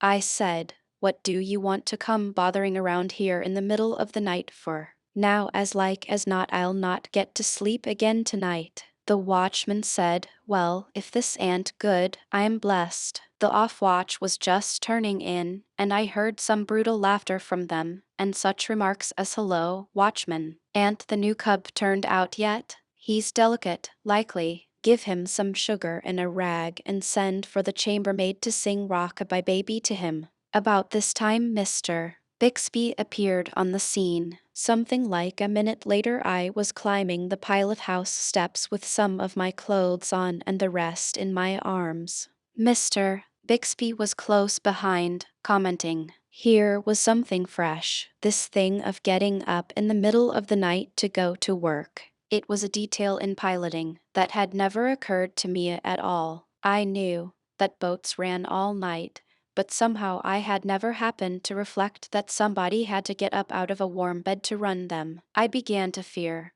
that piloting was not quite so romantic as I had imagined it was. There was something very real and work-like about this new phase of it. It was a rather dingy night, although a fair number of stars were out. The big mate was at the wheel, and he had the old tub pointed at a star, and was holding her straight up the middle of the river. The shores on either hand were not much more than half a mile apart, but they seemed wonderfully far away, and ever so vague and indistinct. The mate said, "We've got to land at Jones's plantation, sir." The vengeful spirit in me exulted. I said to myself, "I wish you joy of your job, Mr. Bixby. You'll have a good time finding Mr. Jones's plantation such a night as this, and I hope you never will find it as long as you live." Mr. Bixby said to the mate, "Upper end of the plantation or the lower?" "Upper." "I can't do it. The stumps there are out of water at this stage. It's no great distance to the lower, and you'll have to get along with that." "All right, sir. If Jones don't like it he'll have to lump it, I reckon." And then the mate left. My exultation began to cool and my wonder to come up. Here was a man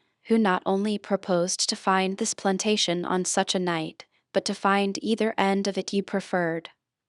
I dreadfully wanted to ask a question, but I was carrying about as many short answers as my cargo room would admit of, so I held my peace. All I desired to ask Mr.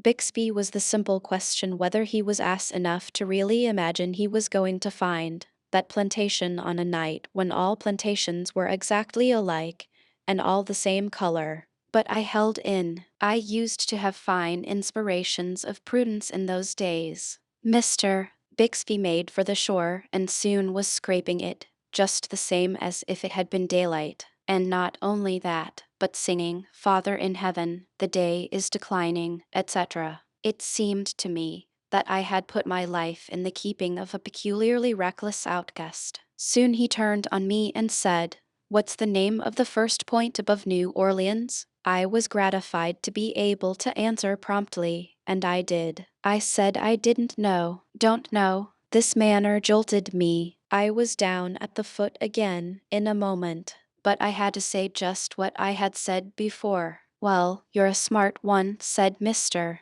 Bixby. "What's the name of the next point?" Once more I didn't know. "Well, this beats anything. Tell me the name of any point or place I told you." I studied a while and decided that I couldn't. "Look here, what do you start out from, above 12-Mile Point, to cross over?" I don't know." You don't know?" Mimicking my drawling manner of speech. "What do you know?" Nothing, for certain." "By the great Caesar's ghost, I believe you. You're the stupidest dunderhead I ever saw or ever heard of. So help me Moses. The idea of you being a pilot, why, you don't know enough to pilot a cow down a lane." Oh, but his wrath was up. He was a nervous man, and he shuffled from one side of his wheel to the other as if the floor was hot. He would boil a while to himself, and then overflow and scald me again. "Look here, What do you suppose I told you the names of those points for? I tremblingly considered a moment, and then the devil of temptation provoked me to say, well, to be entertaining, I thought. This was a red rag to the bull. He raged and stormed so he was crossing the river at the time, that I judge it made him blind, because he ran over the steering oar of a trading scow. Of course the traders sent up a volley of red-hot profanity. Never was a man so grateful as Mr. Bixby was, because he was brimful, and here were subjects who would talk back. He threw open a window, thrust his head out, and such an eruption followed as I never had heard before. The fainter and farther away the scowmen's curses drifted, the higher Mr. Bixby lifted his voice, and the weightier his adjectives grew. When he closed the window he was empty. You could have drawn a seine through his system, and not caught curses enough to disturb your mother with. Soon he said to me in the gentlest way, "My boy, you must get a little memorandum book, and every time I tell you a thing, put it down right away. There's only one way to be a pilot, and that is to get this entire river by heart. You have to know it just like a BC." That was a dismal revelation to me, for my memory was never loaded with anything but blank cartridges. However, I did not feel discouraged long. I judged that it was best to make some allowances, for doubtless Mr. Bixby was stretching. Soon he pulled a rope and struck a few strokes on the big bell. The stars were all gone now, and the night was as black as ink. I could hear the wheels churn along the bank, but I was not entirely certain that I could see the shore. The voice of the invisible watchman called up from the hurricane deck, "What's this, sir?" "Jones's plantation," I said to myself. I wish I may venture to offer a small bet that it isn't. But I did not chirp. I only waited to see. Mr. Bixby handled the engine bells, and in due time the boat's nose came to the land. A torch glowed from the forecastle. A man skipped ashore. A darky's voice on the bank said, "Gimme de carpet bag, Mars Jones," and the next moment we were standing up the river again, all serene. I reflected deeply a while, and then said, but not aloud, "Well, the finding of that plantation was the luckiest accident that ever happened, but it couldn't happen again in 100 years." And I fully believed it was an accident, too. By the time we had gone 700 or 800 miles up the river, I had learned to be a tolerably plucky upstream steersman in daylight, and before we reached St. Louis I had made a trifle of progress in night work, but only a trifle. I had a notebook that fairly bristled with the names of towns, points, bars, islands, bends, reaches, etc., but the information was to be found only in the notebook. None of it was in my head. It made my heart ache to think I had only got half of the river set down, for as our watch was 4 hours off and 4 hours on, day and night, there was a long 4-hour gap in my book for every time I had slept since the voyage began. My chief was soon hired to go on a big New Orleans boat, and I packed my satchel and went with him. She was a grand affair. When I stood in her pilot house I was so far above the water that I seemed perched on a mountain, and her decks stretched so far away, fore and aft, below me, that I wondered how I could ever have considered the little Paul Jones a large craft.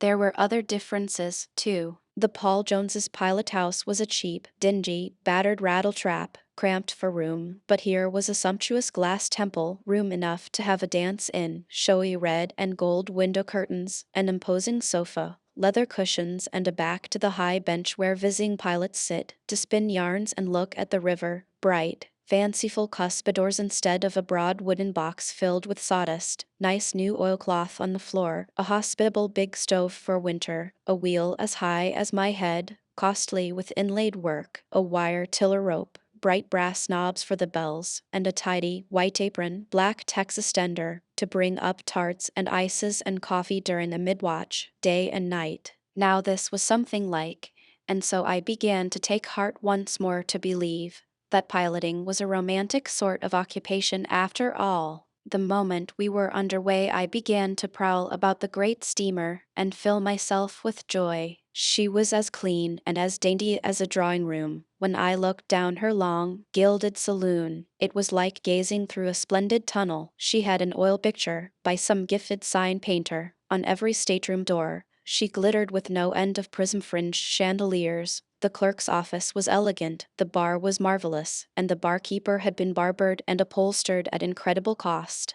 The boiler deck, i.e. the second story of the boat, so to speak, was as spacious as a church, it seemed to me, so with the forecastle, and there was no pitiful handful of deckhands, firemen, and roustabouts down there, but a whole battalion of men. The fires were fiercely glaring from a long row of furnaces, and over them were 8 huge boilers. This was unutterable pomp, the mighty engines, but enough of this. I had never felt so fine before. Chapter 7. A Daring Deed. When I returned to the pilot house, St. Louis was gone and I was lost. Here was a piece of river which was all down in my book, but I could make neither head nor tail of it.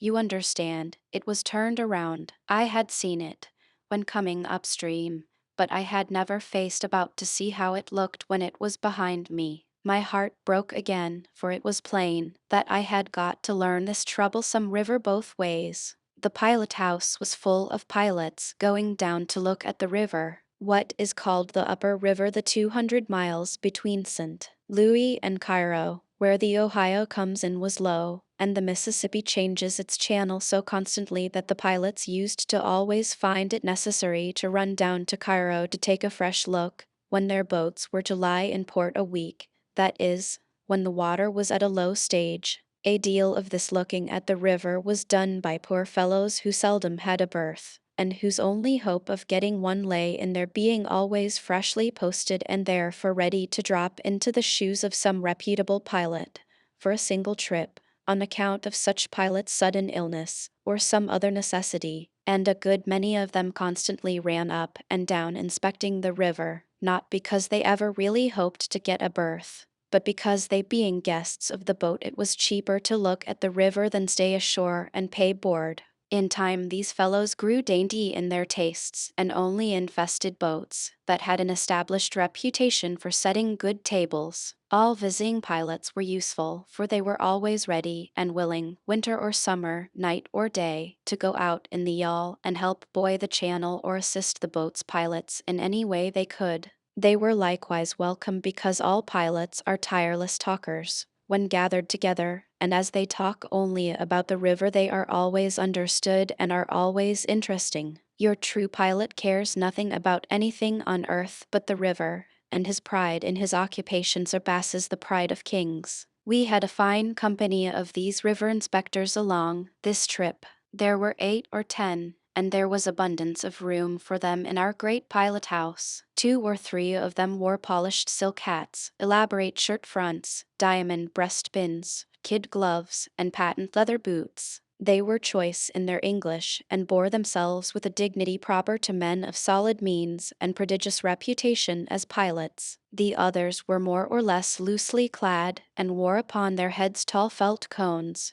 that were suggestive of the days of the Commonwealth.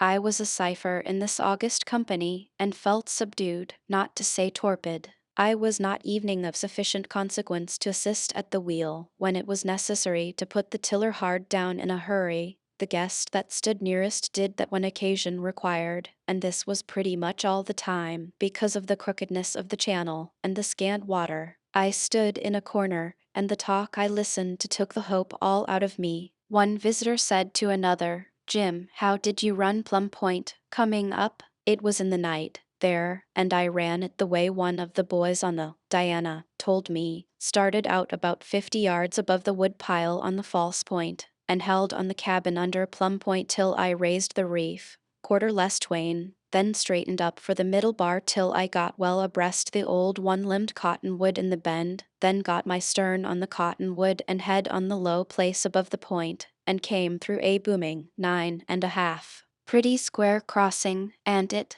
Yes, but the upper bar s working down fast. Another pilot spoke up and said I had better water than that. and ran it lower down, started out from the false point, Mark Twain, raised the second reef abreast the big snag in the bend, and had quarter less Twain. One of the gorgeous ones remarked, "I don't want to find fault with your leadsman, but that's a good deal of water for Plum Point, it seems to me." There was an approving nod all around as this quiet snub dropped on the boaster and settled him. And so they went on talking. Meantime, the thing that was running in my mind was, now if my ears hear aright, I have not only to get the names of all the towns and islands and bends, and so on, by heart, but I must even get up a warm personal acquaintanceship with every old snag and one-limbed cottonwood and obscure wood pile that ornaments the banks of this river for 1,200 miles. And more than that, I must actually know where these things are in the dark, unless these guests are gifted with eyes that can pierce through 2 miles of solid blackness. I wish the piloting business was in Jericho and I had never thought of it. At dusk, Mr. Bixby tapped the big bell 3 times, the signal to land, and the captain emerged from his drawing room in the forward end of the Texas and looked up inquiringly. "Mr. Bixby said, we will lay up here all night, Captain." "Very well, sir." That was all. The boat came to shore and was tied up for the night. It seemed to me a fine thing that the pilot could do as he pleased without asking so grand a captain's permission. I took my supper and went immediately to bed, discouraged by my day's observations and experiences. My late voyage's notebooking was but a confusion of meaningless names. It had tangled me all up in a knot every time I had looked at it in the daytime. I now hoped for respite in sleep, but no, it reveled all through my head till sunrise again, a frantic and tireless nightmare. Next morning I felt pretty rusty and low-spirited. We went booming along, taking a good many chances, for we were anxious to get out of the river, as getting out to Cairo was called before night should overtake us. But Mr. Bixby's partner, the other pilot, soon grounded the boat, and we lost so much time in getting her off that it was plain that darkness would overtake us a good long way above the mouth. This was a great misfortune, especially to certain of our visiting pilots, whose boats would have to wait for their return, no matter how long that may be. It sobered the pilot house talk a good deal. Coming upstream, pilots did not mind low water or any kind of darkness. Nothing stopped them but fog. But downstream work was different. A boat was too nearly helpless, with a stiff current pushing behind her, so it was not customary to run downstream at night in low water. There seemed to be one small hope, however: if we could get through the intricate and dangerous Hat Island crossing before night, we could venture the rest, for we would have plainer sailing and better water. But it would be insanity to attempt Hat Island at night, so there was a deal of looking at watches all the rest of the day, and a constant ciphering upon the speed we were making. Hat Island was the eternal subject. Sometimes hope was high, and sometimes we were delayed in a bad crossing, and down it went again. For hours all hands lay under the burden of this suppressed excitement. It was evening communicated to me, and I got to feeling so solicitous about Hat Island, and under such an awful pressure of responsibility, that I wished I may have 5 minutes on shore to draw a good, full, relieving breath, and start over again. We were standing no regular watches. Each of our pilots ran such portions of the river as he had run when coming upstream, because of his greater familiarity with it, but both remained in the pilot house constantly. An hour before sunset, Mr. Bixby took the wheel and Mr. W. stepped aside. For the next 30 minutes every man held his watch in his hand and was restless, silent, and uneasy. At last somebody said, with a doomful sigh, "Well, over there's Hat Island, and we can't make it." All the watches closed with a snap. Everybody sighed and muttered something about its being too bad.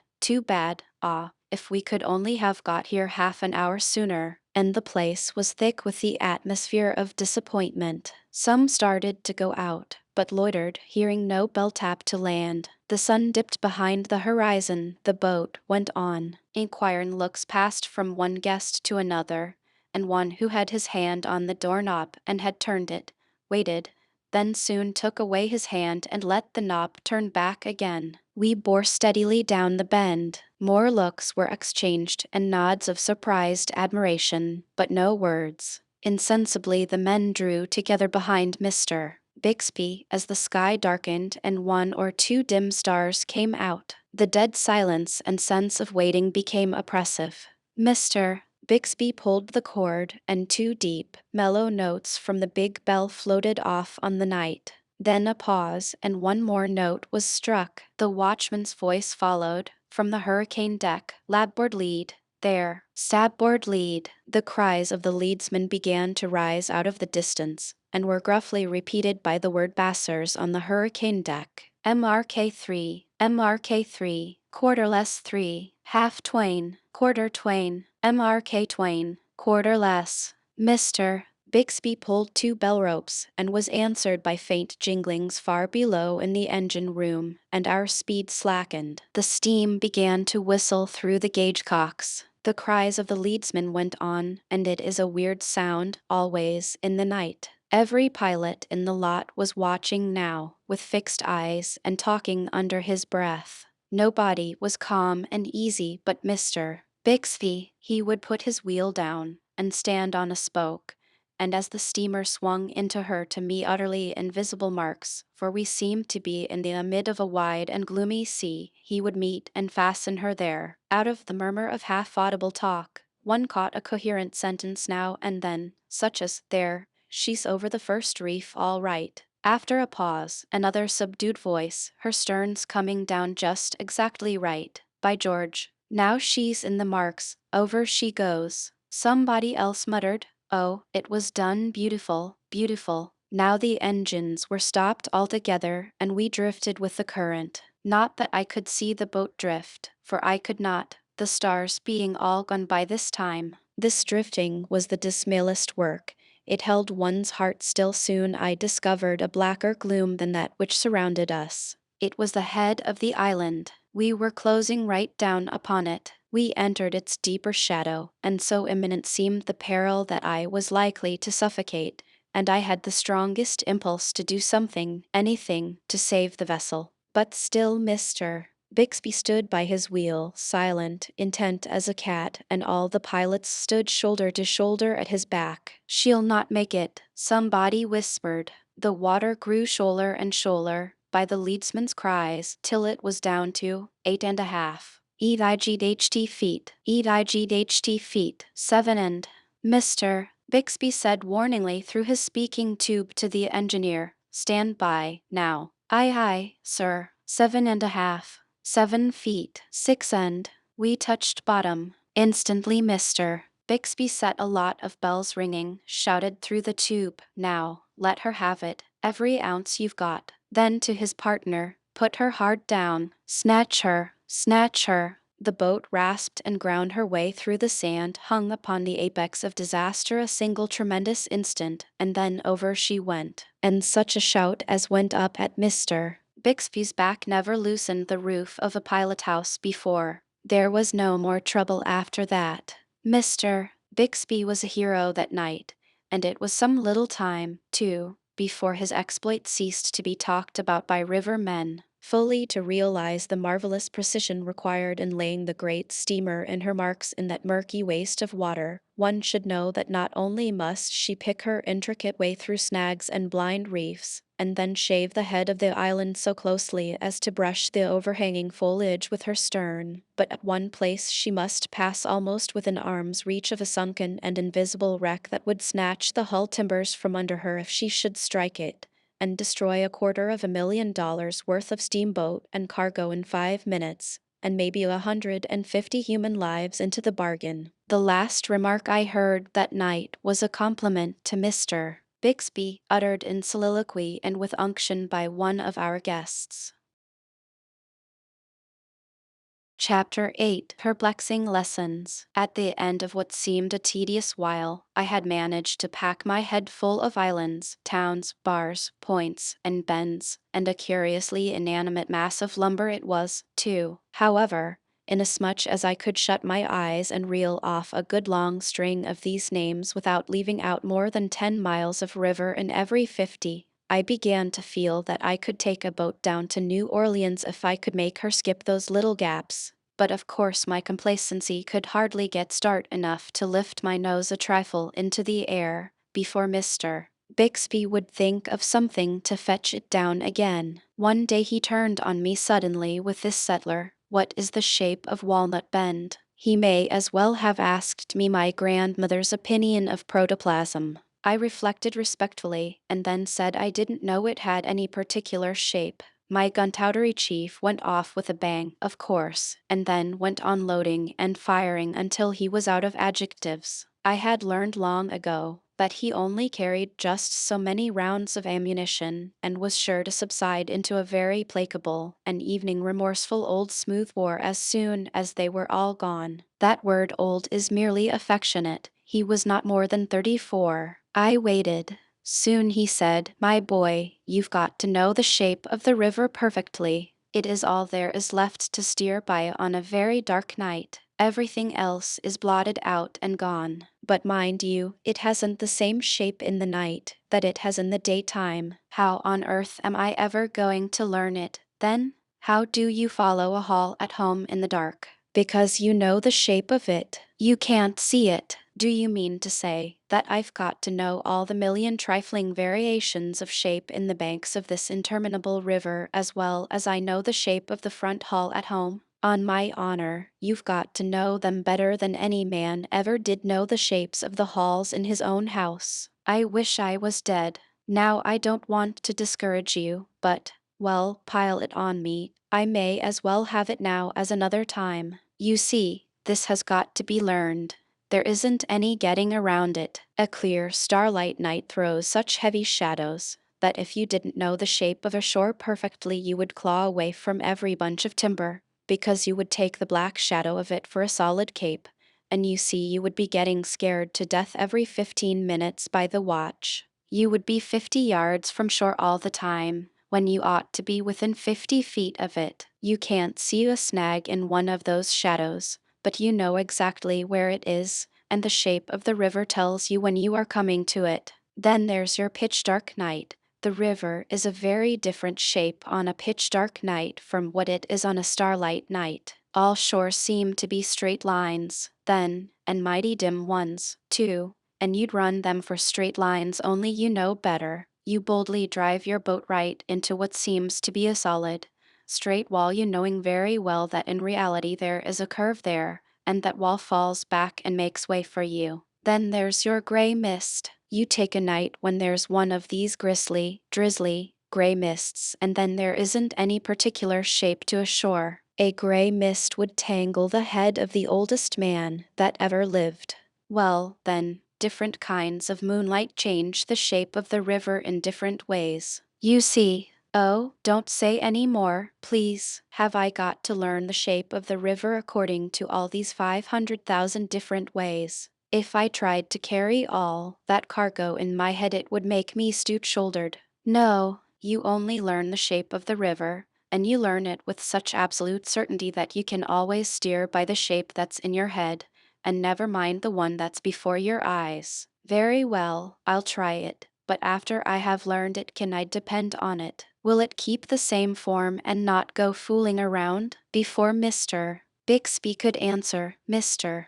W.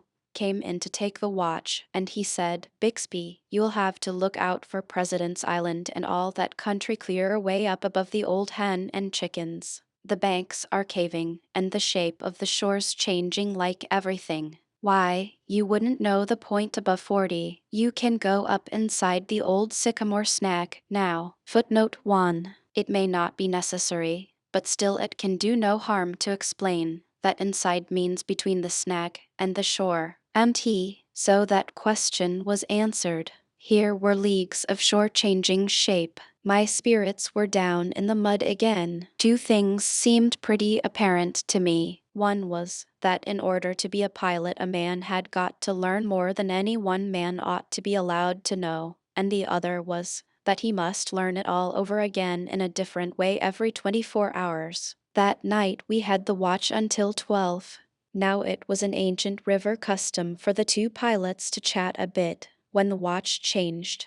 While the relieving pilot put on his gloves and lit his cigar, his partner, the retiring pilot, would say something like this: I judge the upper bar is making down a little at Hale's Point, had quarter Twain with the lower lead and Mark Twain footnote 2 fathoms. Quarter Twain is 2¼ fathoms, 13½ feet. Mark 3 is 3 fathoms. With it other. Yes, I thought it was making down a little, last trip. Meet any boats? Met one abreast the head of 21, but she was away over hugging the bar, and I couldn't make her out entirely. I took her for the sunny south, hadn't any skylights forward of the chimneys. And so on. And as the relieving pilot took the wheel, his partner footnote partner is a technical term for the other pilot, would mention that we were in such and such a bend, and say we were abreast of such and such a man's woodyard or plantation. This was courtesy. I supposed it was necessity, but Mr.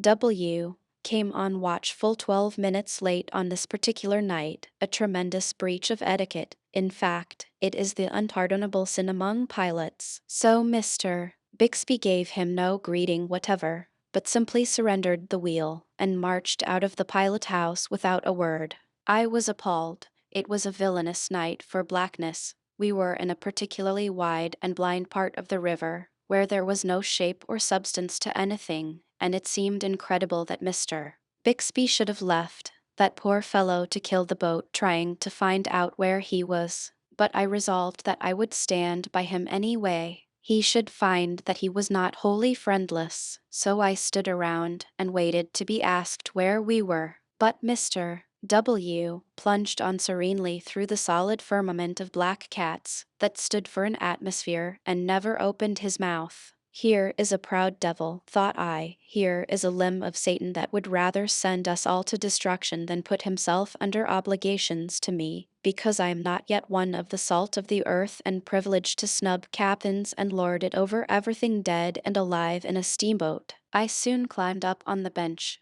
I did not think it was safe to go to sleep while this lunatic was on watch. However, I must have gone to sleep in the course of time, because the next thing I was aware of was the fact that day was breaking. Mr.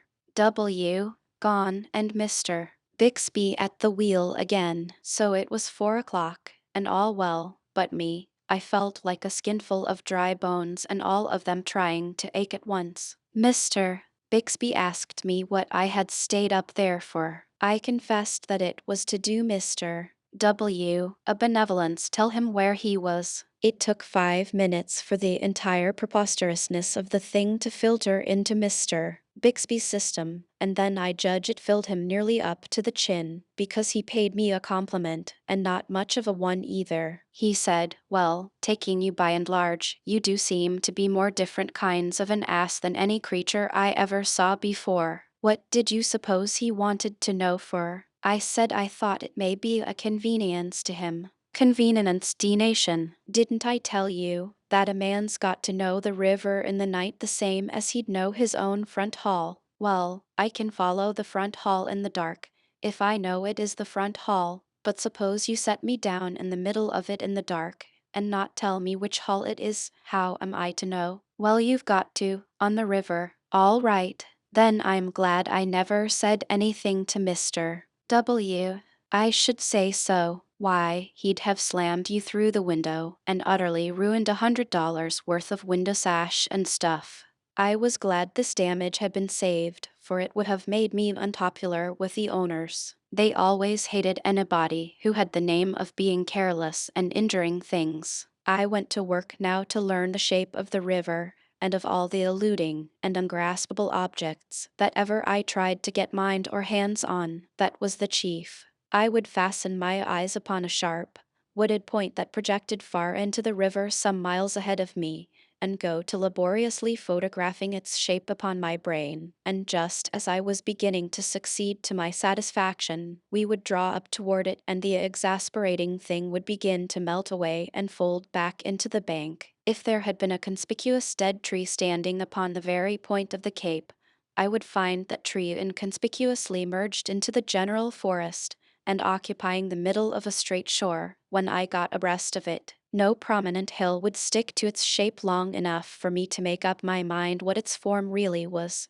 but it was as dissolving and changeful as if it had been a mountain of butter in the hottest corner of the tropics. Nothing ever had the same shape when I was coming downstream that it had borne when I went up. I mentioned these little difficulties to Mr. Bixby. He said, "That's the very main virtue of the thing. If the shapes didn't change every 3 seconds, they wouldn't be of any use. Take this place where we are now, for instance. As long as that hill over there is only one hill, I can boom right along the way I'm going. But the moment it splits at the top and forms a V, I know I've got to scratch to starboard in a hurry, or I'll bang this boat's brains out against a rock, and then the moment one of the prongs of the V swings behind the other, I've got to waltz to larboard again, or I'll have a misunderstanding with a snag that would snatch the keelson out of this steamboat as neatly as if it were a sliver in your hand. If that hill didn't change its shape on bad nights, there would be an awful steamboat graveyard around here inside of a year." It was plain that I had got to learn the shape of the river in all the different ways that could be thought of: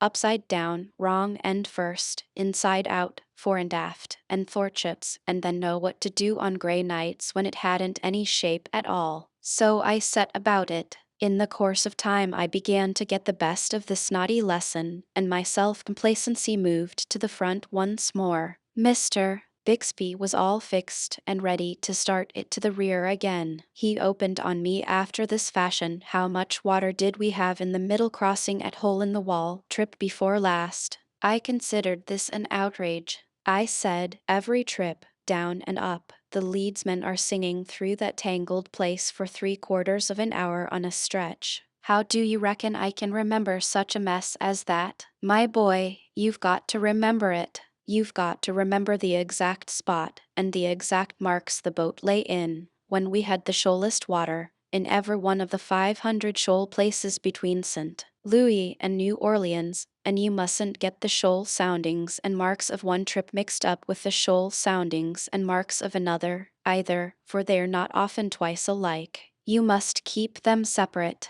When I came to myself again, I said, "When I get so that I can do that, I'll be able to raise the dead, and then I won't have to pilot a steamboat to make a living. I want to retire from this business. I want a slush bucket and a brush. I'm only fit for a roustabout. I haven't got brains enough to be a pilot, and if I had, I wouldn't have strength enough to carry them around unless I went on crutches. Now drop that. When I say I'll learn footnote teach is not in the river vocabulary. A man the river, I mean it." Chapter 9. Continued Perplexities. There was no use in arguing with a person like this. I promptly put such a strain on my memory that soon evening the shoal water and the countless crossing marks began to stay with me. But the result was just the same. I never could more than get one naughty thing learned before another presented itself. Now I had often seen pilots gazing at the water and pretending to read it as if it were a book, but it was a book that told me nothing. A time came at last, however, when Mr. Bixby seemed to think me far enough advanced to bear a lesson on water eating. So he began, "Do you see that long slanting line on the face of the water? Now, that's a reef. Moreover, it's a bluff reef. There is a solid sandbar under it that is nearly as straight up and down as the side of a house. There is plenty of water close up to it, but mighty little on top of it. If you were to hit it, you would knock the boat's brains out. Do you see where the line fringes out at the upper end and begins to fade away?" "Yes, sir." "Well, that is a low place. That is the head of the reef. You can climb over there and not hurt anything. Cross over, now, and follow along close under the reef. Easy water there, not much current." I followed the reef along till I approached the fringed end. Then Mr. Bixby said, "Now get ready. Wait till I give the word. She won't want to mount the reef. A boat hates shoal water. Stand by, wait, keep her well in hand. Now cramp her down. Snatch her, snatch her." He seized the other side of the wheel and helped to spin it around until it was hard down, and then we held it so. The boat resisted and refused to answer for a while, and next she came surging to starboard, mounted the reef, and sent a long, angry ridge of water foaming away from her bows. "Now watch her. Watch her like a cat, or she'll get away from you. When she fights strong and the tiller slips a little, in a jerky, greasy sort of way, let up on her a trifle. It is the way she tells you at night that the water is too shoal, but keep edging her up, little by little, toward the point. You are well up on the bar, now. There is a bar under every point, because the water that comes down around it forms an eddy and allows the sediment to sink. Do you see those fine lines on the face of the water that branch out like the ribs of a fan? Well, those are little reefs. You want to just miss the ends of them, but run them pretty close. Now look out, look out. Don't you crowd that slick, greasy-looking place. There ain't 9 feet there. She won't stand it. She begins to smell it. Look sharp, I tell you. Oh blazes, there you go. Sop the starboard wheel. Quick, ship up to back. Set her back. The engine bells jingled and the engines answered promptly, shooting white columns of steam far aloft out of the scape pipes. But it was too late. The boat had smelt the bar in good earnest. The foamy ridges that radiated from her bows suddenly disappeared. A great dead swell came rolling forward and swept ahead of her. She careened far over to larboard, and went tearing away toward the other shore as if she were about scared to death. We were a good mile from where we ought to have been when we finally got the upper hand of her again. During the afternoon watch the next day, Mr. Bixby asked me if I knew how to run the next few miles. I said, go inside the first snag above the point, outside the next one, start out from the lower end of Higgins's woodyard, make a square crossing and, that's all right, I'll be back before you close up on the next point. But he wasn't. He was still below when I rounded it and entered upon a piece of river which I had some misgivings about. I did not know that he was hiding behind a chimney to see how I would perform. I went gaily along, getting prouder and prouder, for he had never left the boat in my sole charge such a length of time before. I even got to setting her and letting the wheel go entirely, while I vaingloriously turned my back and inspected the stem marks and hummed a tune, a sort of easy indifference which I had prodigiously admired in Bixby and other great pilots. Once I inspected rather long, and, when I faced to the front again, my heart flew into my mouth so suddenly that if I hadn't clapped my tests together I should have lost it. One of those frightful bluff reefs was stretching its deadly length right across our bows. My head was gone in a moment. I did not know which end I stood on. I gasped, and could not get my breath. I spun the wheel down with such rapidity that it wove itself together like a spider's web.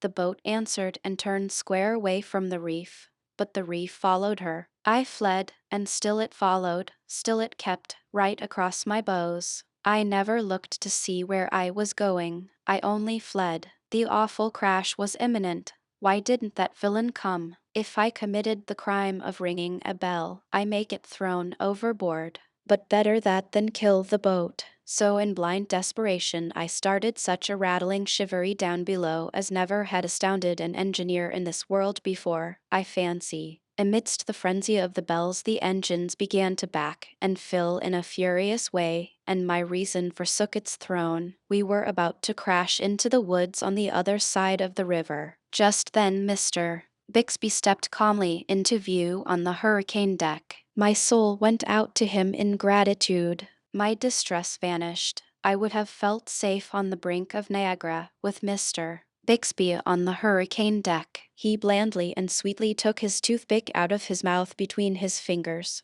as if it were a cigar. We were just in the act of climbing an overhanging big tree, and the passengers were scudding astern like rats, and lifted up these commands to me ever so gently: stop the starboard, stop the larboard, set her back on both. The boat hesitated, halted, pressed her nose among the bows a critical instant, then reluctantly began to back away. Stop the larboard, come ahead on it. Stop the starboard, come ahead on it. Point her for the bar. I sailed away as serenely as a summer's morning. Mr. Bixby came in and said, with mock simplicity, when you have a hail, my boy, you ought to tap the big bell 3 times before you land, so that the engineers can get ready. I blushed under the sarcasm, and said I hadn't had any hail. Ah, Then it was for wood, I suppose. The officer of the watch will tell you, when he wants to wood up. I went on consuming and said I wasn't after wood. Truly, why, what could you want over here in the bend, then? Did you ever know of a boat following a bend upstream at this stage of the river? No, sir, and I wasn't trying to follow it. I was getting away from a bluff reef. No, it wasn't a bluff reef. There isn't one within 3 miles of where you were, but I saw it. It was as bluff as that one over there, just about. Run over it. Do you give it as an order? Yes, run over it. If I don't, I wish I may die. All right, I am taking the responsibility. I was just as anxious to kill the boat now as I had been to save her before. I impressed my orders upon my memory to be used at the inquest and made a straight break for the reef. As it disappeared under our bows, I held my breath, but we slid over it like oil. Now don't you see the difference? It wasn't anything but a wind reef. The wind does that, so I see, but it is exactly like a bluff reef. How am I ever going to tell them apart? I can't tell you. It is an instinct. Soon you will just naturally know one from the other, but you never will be able to explain why or how you know them apart. It turned out to be true. The Face of the Water, in time, became a wonderful book, a book that was a dead language to the uneducated passenger, but which told its mind to me without reserve, delivering its most cherished secrets as clearly as if it uttered them with a voice. And it was not a book to be read once and thrown aside, for it had a new story to tell every day. Throughout the long 1,200 miles there was never a page that was void of interest, never one that you could leave unread without loss, never one that you would want to skip, thinking you could find higher enjoyment in some other thing. There never was so wonderful a book written by man, never one whose interest was so absorbing, so unflagging, so sparkingly renewed with every reperusal. The passenger who could not read it was charmed with a peculiar sort of faint dimple on its surface on the rare occasions when he did not overlook it altogether. But to the pilot that was an italicized passage, truly, it was more than that. It was a legend of the largest capitals, with a string of shouting exclamation points at the end of it, for it meant that a wreck or a rock was buried there that could tear the life out of the strongest vessel that ever floated. It is the faintest and simplest expression the water ever makes, and the most hideous to a pilot's eye. In truth, the passenger who could not read this book saw nothing but all manner of pretty pictures in it painted by the sun and shaded by the clouds, while to the trained eye these were not pictures at all, but the grimmest and most dead earnest of reading matter. Now, when I had mastered the language of this water, and had come to know every trifling feature that bordered the great river as familiarly as I knew the letters of the alphabet, I had made a valuable acquisition. But I had lost something, too. I had lost something which could never be restored to me while I lived. All the grace, the beauty, the poetry had gone out of the majestic river. I still keep in mind a certain wonderful sunset, which I witnessed when steamboating was new to me. A broad expanse of the river was turned to blood. In the middle distance the red hue brightened into gold, through which a solitary log came floating, black and conspicuous. In one place a long, slanting mark lay sparkling upon the water. In another the surface was broken by boiling, tumbling rings, that were as many tinted as an opal. Where the ruddy flush was faintest, was a smooth spot that was covered with graceful circles and radiating lines, ever so delicately traced. The shore on our left was densely wooded, and the summer shadow that fell from this forest was broken in one place by a long, ruffled trail that shone like silver, and high above the forest wall a clean-stemmed dead tree waved a single leafy bough that glowed like a flame in the unobstructed splendor that was flowing from the sun. There were graceful curves, reflected images, woody heights, soft distances, and over the whole scene, far and near, the dissolving lights drifted steadily, enriching it, every passing moment, with new marvels of coloring.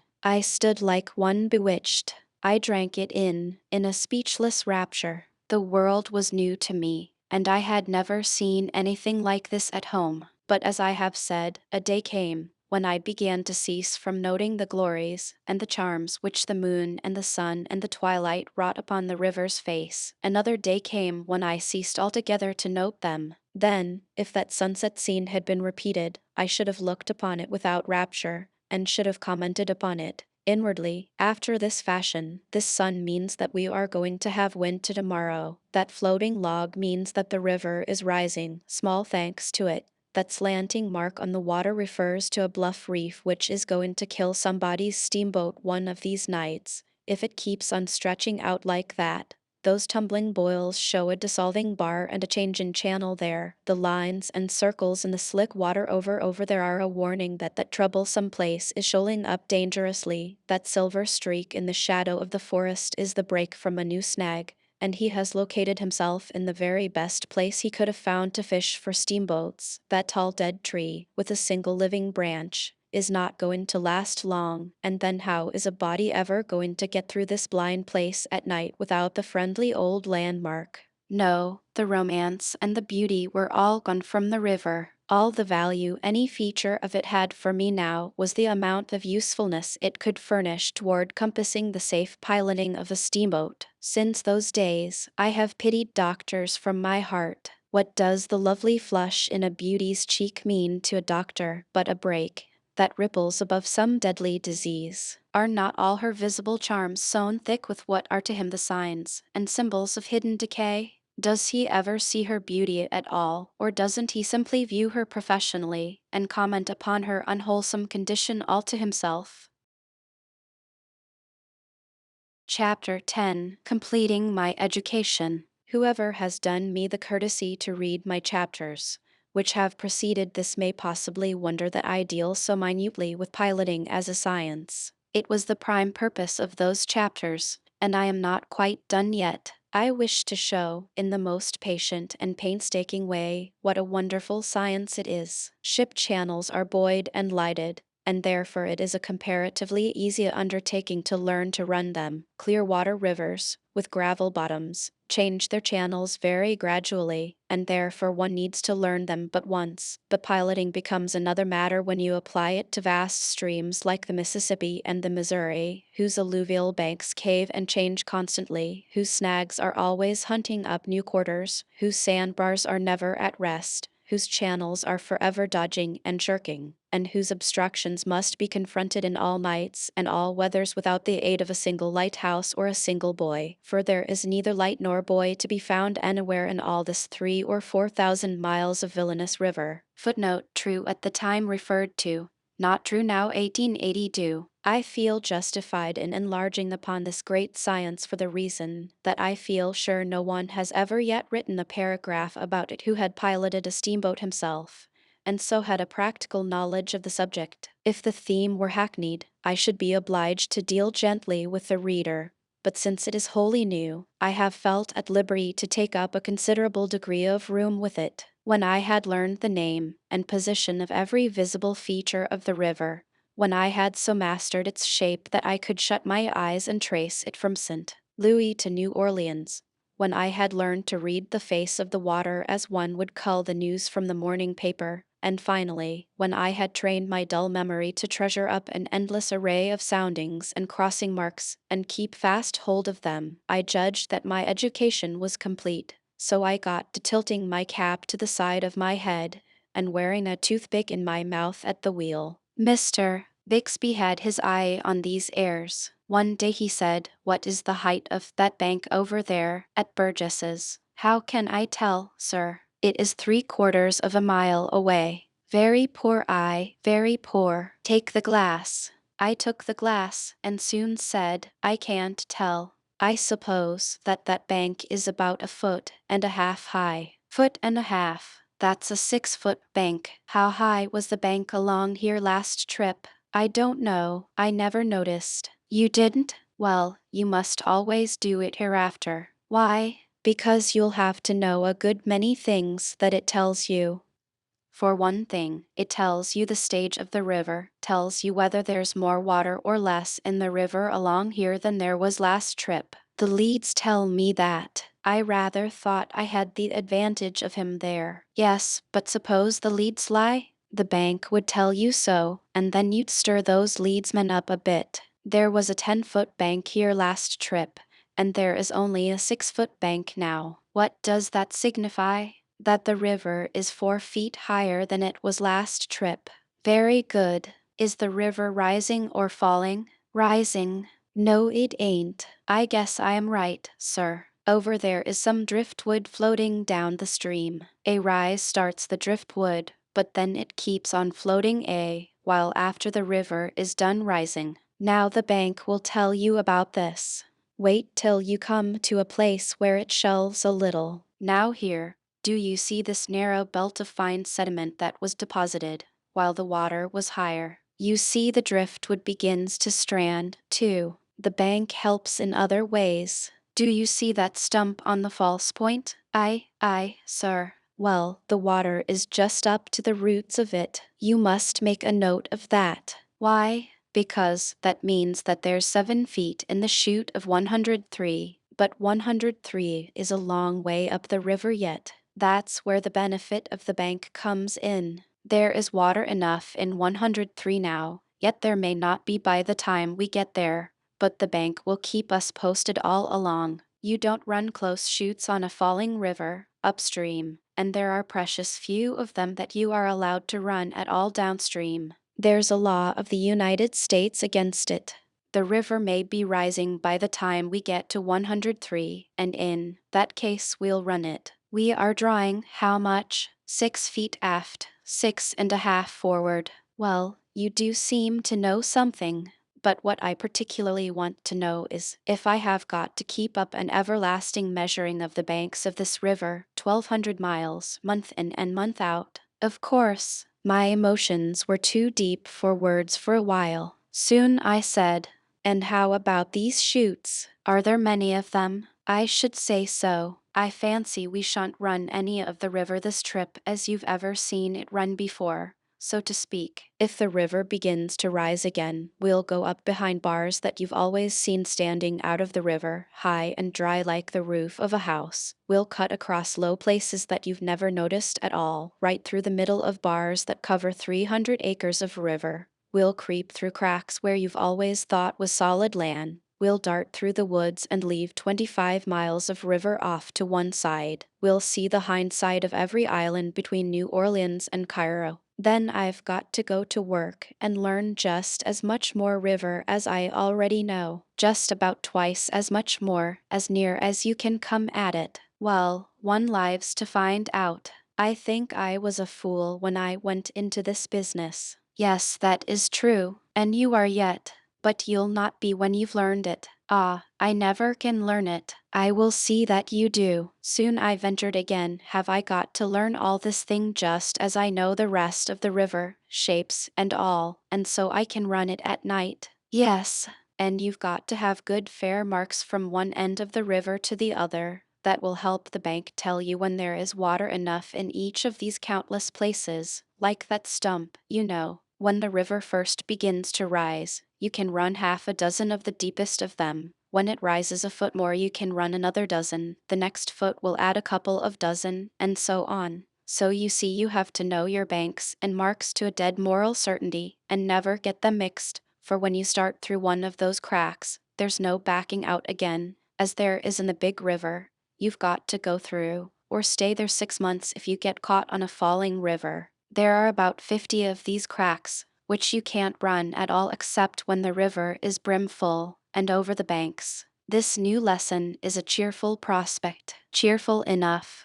and mind what I've just told you. When you start into one of those places you've got to go through, they are too narrow to turn around in, too crooked to back out of, and the shoal water is always up at the head, never elsewhere. And the head of them is always likely to be filling up, little by little, so that the marks you reckon their depth by this season may not answer for next. Learn a new set, then, every year? Exactly. Cramp her up to the bar. What are you standing up through the middle of the river for? The next few months showed me strange things. On the same day that we held the conversation above narrated, we met a great rise coming down the river. The whole vast face of the stream was black with drifting dead logs, broken boughs, and great trees that had caved in and been washed away. It required the nicest steering to pick one's way through this rushing raft, evening in the daytime, when crossing from point to point, and at night the difficulty was mightily increased. Every now and then a huge log, lying deep in the water, would suddenly appear right under our bows. Coming head on, no use to try to avoid it then, we could only stop the engines, and one wheel would walk over that log from one end to the other, keeping up a thundering racket and careening the boat in a way that was very uncomfortable to passengers. Now and then we would hit one of these sunken logs a rattling bang, dead in the center, with a full head of steam, and it would stun the boat as if she had hit a continent. Sometimes this log would lodge and stay right across our nose and back the Mississippi up before it. We would have to do a little crawfishing, then, to get away from the obstruction. We often hit white logs in the dark, for we could not see them till we were right on them. But a black log is a pretty distinct object at night. A white snag is an ugly customer when the daylight is gone. Of course, on the great rise, down came a swarm of prodigious timber rafts from the headwaters of the Mississippi, coal barges from Pittsburgh, little trading scows from everywhere, and bravhorns from Posey County, Indiana, freighted with fruit and furniture, the usual term for describing it, though in plain English the freight thus aggrandized was hoop bowls and pumpkins. Pilots bore a mortal hatred to these craft, and it was returned with usury. The law required all such helpless traders to keep a light burning, but it was a law that was often broken. All of a sudden, on a murky night, a light would hop up right under our bows, almost, and an agonized voice, with the backwoods wang to it, would wail out, "Warn the, you goin' to. Can't you see nothin', you dashed egg suckin', sheep stealin', one-eyed son of a stuffed monkey." Then for an instant, as we whistled by, the red glare from our furnaces would reveal the scow and the form of the gesticulating orator as if under a lightning flash, and in that instant our firemen and deckhands would send and receive a tempest of missiles and profanity. One of our wheels would walk off with the crashing fragments of a steering oar, and down the dead blackness would shut again, and that flatboatman would be sure to go into New Orleans and sue our boat, swearing stoutly that he had a light burning all the time, when in truth his gang had the lantern down below to sing and lie and drink and gamble by, and no watch on deck. Once, at night, in one of those forest-bordered crevices behind an island which steamboatmen intensely describe with a phrase as dark as the inside of a cow, we should have eaten up a Posey County family, fruit, furniture, and all, but that they happened to be fiddling down below, and we just caught the sound of the music in time to sheer off,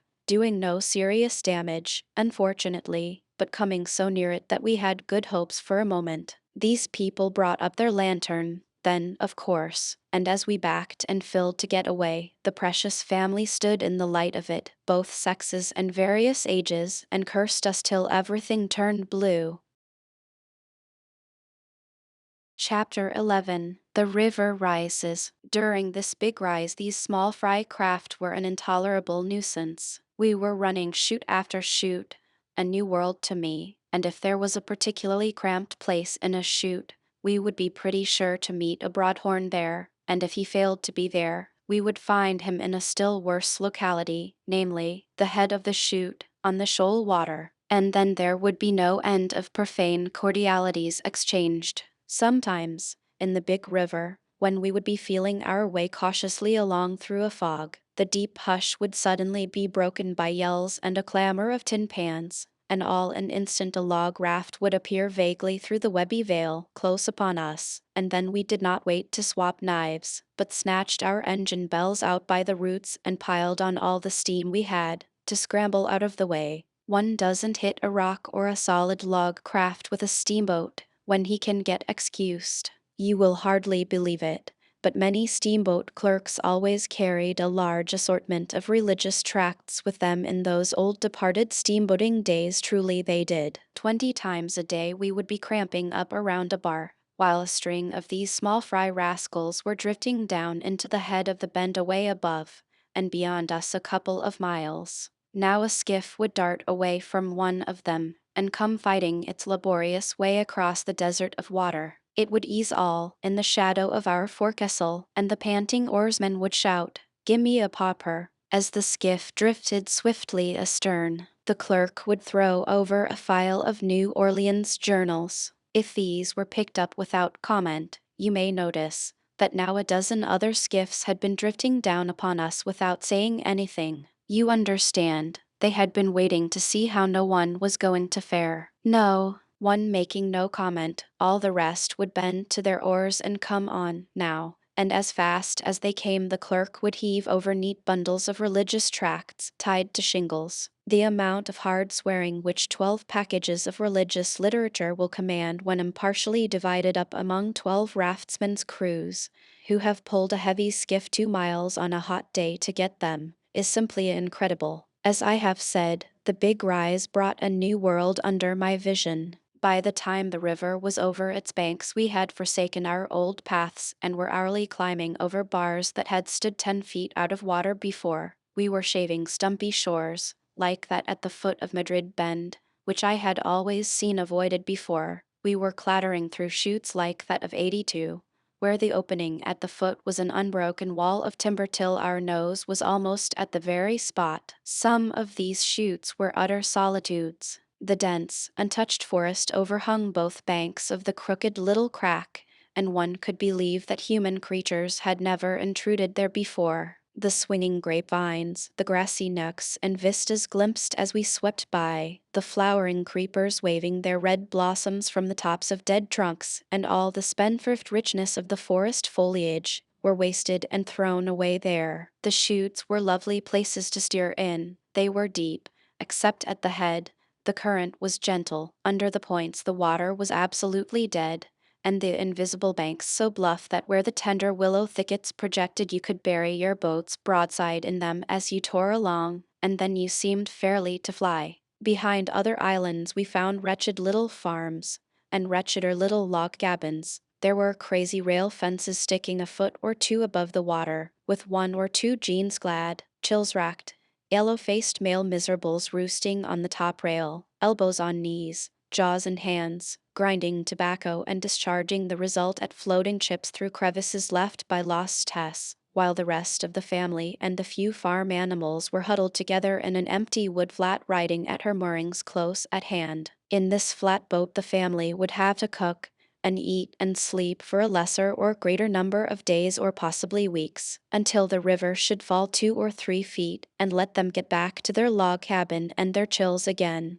Chills being a merciful provision of an all-wise providence to enable them to take exercise without exertion. And this sort of watery camping out was a thing which these people were rather liable to be treated to a couple of times a year, by the December rise out of the Ohio and the June rise out of the Mississippi. And yet these were kindly dispensations, for they at least enabled the poor things to rise from the dead now and then, and look upon life when a steamboat went by. They appreciated the blessing, too, for they spread their mouths and eyes wide open and made the most of these occasions. Now what could these banished creatures find to do to keep from dying of the blues during the low-water season? Once, in one of these lovely island chutes, we found our course completely bridged by a great fallen tree. This will serve to show how narrow some of the chutes were. The passengers had an hour's recreation in a virgin wilderness, while the boat hands chopped the bridge away, for there was no such thing as turning back. You comprehend? From Cairo to Baton Rouge,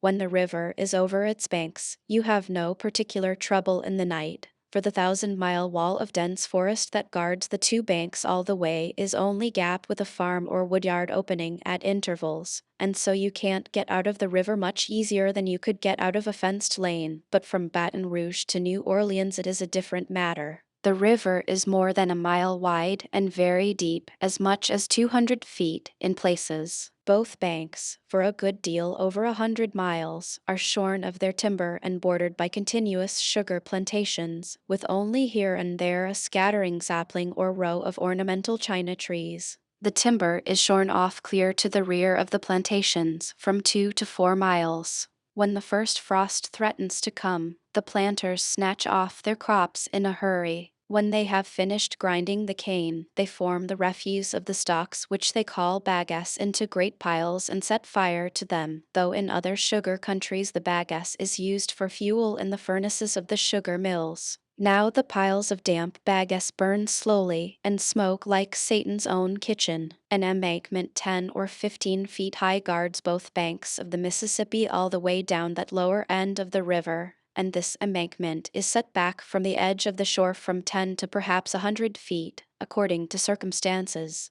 say 30 or 40 feet.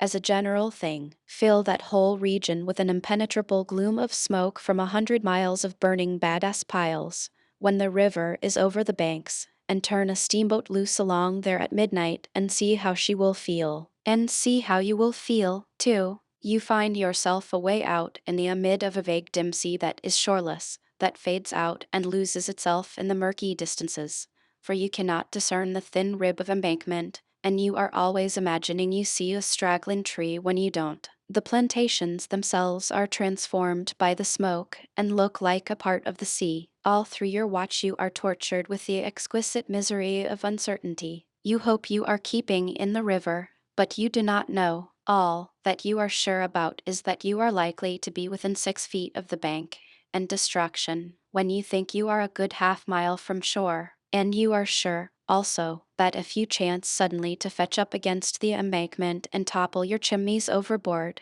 you will have the small comfort of knowing that it is about what you were expecting to do. One of the great Vicksburg packets started out into a sugar plantation one night, at such a time, and had to stay there a week. But there was no novelty about it.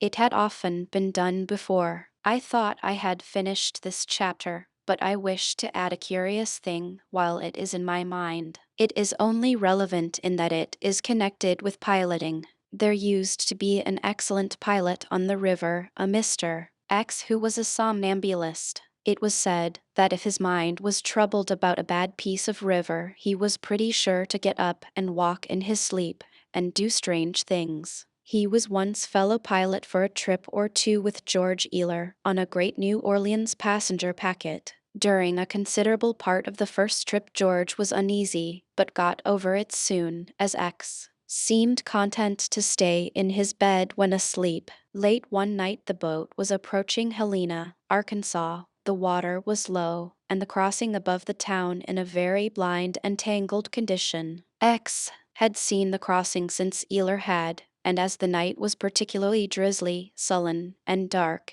Ealer was considering whether he had not better have X called to assist in running the place, when the door opened, and X walked in. Now, on very dark nights, light is a deadly enemy to piloting. You are aware that if you stand in a lighted room, on such a night, you cannot see things in the street to any purpose. But if you put out the lights and stand in the gloom, you can make out objects in the street pretty well. So, on very dark nights, pilots do not smoke. They allow no fire in the pilot house stove if there is a crack which can allow the least ray to escape. They order the furnaces to be curtained with huge tarpaulins and the skylights to be closely blinded. Then no light whatever issues from the boat. The undefinable shape that now entered the pilot house had Mr. X.'s voice. This said, "Let me take her, George. I've seen this place since you have, and it is so crooked that I reckon I can run it myself easier than I could tell you how to do it. It is kind of you, and I swear I am willing. I haven't got another drop of perspiration left in me. I have been spinning around and around the wheel like a squirrel. It is so dark I can't tell which way she is swinging till she is coming around like a whirl-a-jig." So Ealer took a seat on the bench, panting and breathless. The black phantom assumed the wheel without saying anything, steadied the waltzing steamer with a turn or two, and then stood at ease, coaxing her a little to this side and then to that, as gently and as sweetly as if the time had been noonday. When Ealer observed this marvel of steering, he wished he had not confessed. He stared and wondered and finally said, "Well, I thought I knew how to steer a steamboat, but that was another mistake of mine." X said nothing, but went serenely on with his work. He rang for the leads. he rang to slow down the steam. He worked the boat carefully and neatly into invisible marks, then stood at the center of the wheel and peered blandly out into the blackness, fore and aft, to verify his position. As the leads shoaled more and more, he stopped the engines entirely, and the dead silence and suspense of drifting followed. When the shoalest water was struck, he cracked on the steam, carried her handsomely over, and then began to work her warily into the next system of shoal marks. The same patient, heedful use of leads and engines followed. The boat slipped through without touching bottom, and entered upon the third and last intricacy of the crossing. Imperceptibly she moved through the gloom, crept by inches into her marks, drifted tediously till the shoalest water was cried, and then, under a tremendous head of steam, went swinging over the reef and away into deep water and safety. Ayler let his long-pent breath pour out in a great, relieving sigh, and said, "That's the sweetest piece of piloting that was ever done on the Mississippi River. I wouldn't believed it could be done if I hadn't seen it." There was no reply, and he added, "Just hold her 5 minutes longer, partner, and let me run down and get a cup of coffee." A minute later Ayler was biting into a pie down in the Texas and comforting himself with coffee. Just then the night watchman happened in and was about to happen out again when he noticed Ayler and exclaimed, "Who is at the wheel, sir?" "X." Dart for the pilot house, quicker than lightning. The next moment both men were flying up the pilot house companionway, 3 steps at a jump. Nobody there. The great steamer was whistling down the middle of the river at her own sweet will. The watchman shot out of the place again. Ayler seized the wheel, set an engine back with power, and held his breath while the boat reluctantly swung away from a towhead which she was about to knock into the middle of the Gulf of Mexico. Soon the watchman came back and said, "Didn't that lunatic tell you he was asleep when he first came up here?" "No." "Well, he was. I found him walking along on top of the railings just as unconcerned as another man would walk a pavement, and I put him to bed. Now just this minute there he was again, away astern, going through that sort of tightrope deviltry the same as before. Well, I think I'll stay by next time he has one of those fits. But I hope he'll have them often. You just ought to have seen him take this boat through Helena Crossing. I never saw anything so gaudy before." Chapter 12. Sounding. When the river is very low, and one's steamboat is drawing all the water there is in the channel, or a few inches more, as was often the case in the old times, one must be painfully circumspect in his piloting. We used to have to sound a number of particularly bad places almost every trip, when the river was at a very low stage. Sounding is done in this way. The boat ties up at the shore, just above the shoal crossing. The pilot not on watch takes his cub or steersman and a picked crew of men, sometimes an officer also, and goes out in the yawl, provided the boat has not that rare and sumptuous luxury, a regularly devised sounding boat, and proceeds to hunt for the best water, the pilot on duty watching his movements through a spyglass, meantime, and in some instances assisting by signals of the boat's whistle, signifying try higher up or try lower down, for the surface of the water, like an oil painting, is more expressive and intelligible when inspected from a little distance than very close at hand.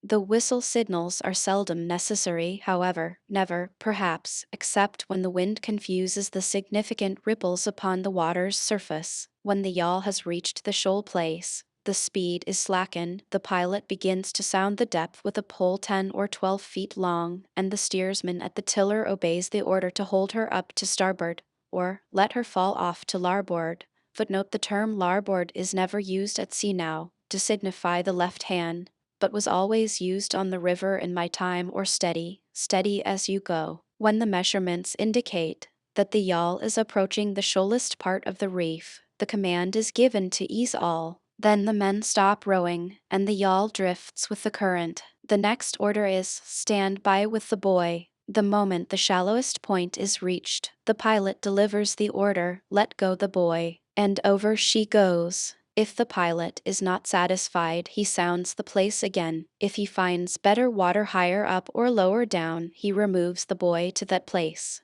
Being finally satisfied, he gives the order, and all the men stand their oars straight up in the air, in line. A blast from the boat's whistle indicates that the signal has been seen. Then the men give way on their oars and lay the yawl alongside the buoy. The steamer comes creeping carefully down, is pointed straight at the buoy, husbands her power for the coming struggle, and soon, at the critical moment, turns on all her steam and goes grinding and wallowing over the buoy and the sand and gains the deep water beyond. Or maybe she doesn't, maybe she strikes and swings. Then she has you, while away several hours or days sparring herself off. Sometimes a buoy is not laid at all, but the yawl goes ahead hunting the best water, and the steamer follows along in its wake. Often there is a deal of fun and excitement about sounding, especially if it is a glorious summer day or a blustering night. But in winter the cold and the peril take most of the fun out of it. A buoy is nothing but a board 4 or 5 feet long, with one end turned up.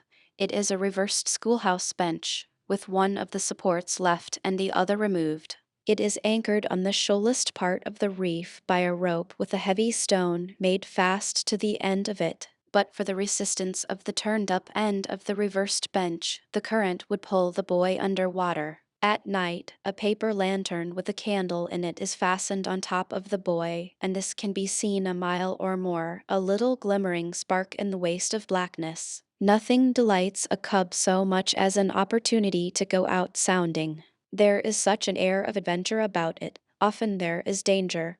It is so gaudy and man-of-war like to sit up in the stern sheets and steer a swift yawl. There is something fine about the exultant spring of the boat when an experienced old sailor crew throw their souls into the oars. It is lovely to see the white foam stream away from the bows. There is music in the rush of the water. It is deliciously exhilarating, in summer, to go speeding over the breezy expanses of the river when the world of wavelets is dancing in the sun. It is such grandeur, too, to the cub, to get a chance to give an order, for often the pilot will simply say, "Let her go about," and leave the rest to the cub, who instantly cries, in his sternest tone of command, "East starboard, strong on the larboard, starboard give way, with a will, men." The cub enjoys sounding for the further reason that the eyes of the passengers are watching all the yawl's movements with absorbing interest if the time be daylight, and if it be night he knows that those same wondering eyes are fastened upon the yawl's lantern as it glides out into the gloom and dims away in the remote distance. One trip a pretty girl of 16 spent her time in our pilot house with her uncle and aunt. Every day and all day long, I fell in love with her. So did Mr. Thornburg's cub, Tom G. Tom and I had been bosom friends until this time, but now a coolness began to arise. I told the girl a good many of my river adventures and made myself out a good deal of a hero. Tom tried to make himself appear to be a hero, too, and succeeded to some extent, but then he always had a way of embroidering. However, virtue is its own reward, so I was a barely perceptible trifle ahead in the contest. About this time something happened, which promised handsomely for me. The pilots decided to sound the crossing at the head of 21. This would occur about 9 or 10 o'clock at night, when the passengers would be still up. It would be Mr. Thornburg's watch, therefore my chief would have to do the sounding. We had a perfect love of a sounding boat, long, trim, graceful, and as fleet as a greyhound. Her thwarts were cushioned. She carried 12 oarsmen. One of the mates was always sent in her to transmit orders to her crew, for ours was a steamer where no end of style was put on. We tied up at the shore above 21 and got ready. It was a foul night, and the river was so wide there that a landsman's uneducated eyes could discern no opposite shore through such a gloom. The passengers were alert and interested. Everything was satisfactory. As I hurried through the engine room, picturesquely gotten up in storm toggery, I met Tom, and could not forbear delivering myself of a mean speech. "Ain't you glad you don't have to go out sounding?" Tom was passing on, but he quickly turned and said, "Now just for that, you can go and get the sounding pole yourself." I was going after it, but I'd see you in Halifax, now, before I'd do it. "Who wants you to get it?" "I don't. It's in the sounding boat." "It ain't, either. It's been new painted, and it's been up on the ladies' cabin guards 2 days, drying. I flew back, and shortly arrived among the crowd of watching and wondering ladies just in time to hear the command, "Give way, men." I looked over, and there was the gallant sounding boat booming away, the unprincipled Tom presiding at the tiller, and my chief sitting by him with the sounding pole which I had been sent on a fool's errand to fetch. Then, that young girl said to me, "Oh, how awful to have to go out in that little boat on such a night. Do you think there is any danger? I would rather have been stabbed."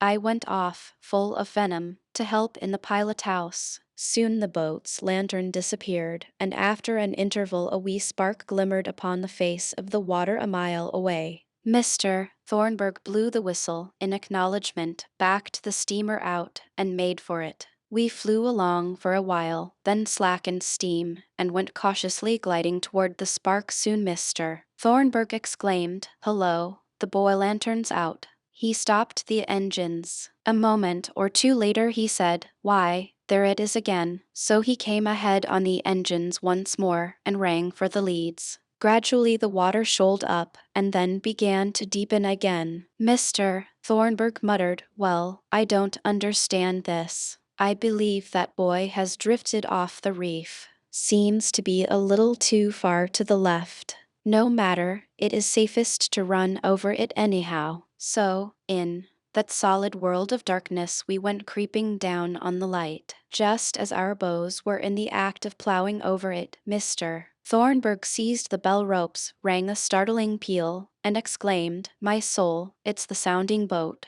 A sudden chorus of wild alarms burst out far below, a pause, and then the sound of grinding and crashing followed. Mr. Thornburg exclaimed, "There, the paddle wheel has ground the sounding boat to lucifer matches. Run, see who is killed." I was on the main deck in the twinkling of an eye. My chief and the third mate and nearly all the men were safe. They had discovered their danger when it was too late to pull out of the way. Then, when the great guards overshadowed them a moment later, they were prepared and knew what to do. At my chief's order they sprang at the right instant, seized the guard, and were hauled aboard. The next moment the sounding yawl swept aft to the wheel and was struck and splintered to atoms. 2 of the men and the cub Tom were missing, a fact which spread like wildfire over the boat. The passengers came flocking to the forward gangway, ladies and all, anxious-eyed, white-faced, and talked in awed voices of the dreadful thing. And often and again I heard them say, "Poor fellows, poor boy, poor boy."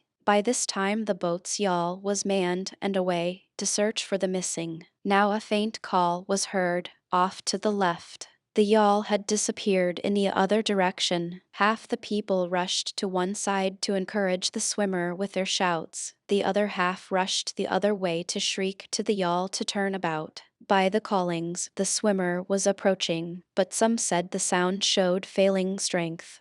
The crowd massed themselves against the boiler deck railings, leaning over and staring into the gloom, and every faint and fainter cry wrung from them such words as, "Ah, poor fellow, poor fellow. Is there no way to save him?" But still the cries held out, and drew nearer, and soon the voice said pluckily, "I can make it. Stand by with a rope." What a rousing cheer they gave him! The chief mate took his stand in the glare of a torch basket, a coil of rope in his hand, and his men grouped about him. The next moment the swimmer's face appeared in the circle of light, and in another one the owner of it was hauled aboard, limp and drenched, while cheer on cheer went up. It was that devil Tom. The yawl crew searched everywhere, but found no sign of the 2 men. They probably failed to catch the guard, tumbled back, and were struck by the wheel and killed. Tom had never jumped for the guard at all, but had plunged headfirst into the river and dived under the wheel. It was nothing. I could have done it easy enough, and I said so. But everybody went on just the same, making a wonderful to-do over that ass, as if he had done something great. That girl couldn't seem to have enough of that pitiful hero the rest of the trip, but little I cared. I loathed her. Anyway, the way we came to mistake the sounding boat's lantern for the buoy light was this. My chief said that after laying the buoy he fell away and watched it till it seemed to be secure.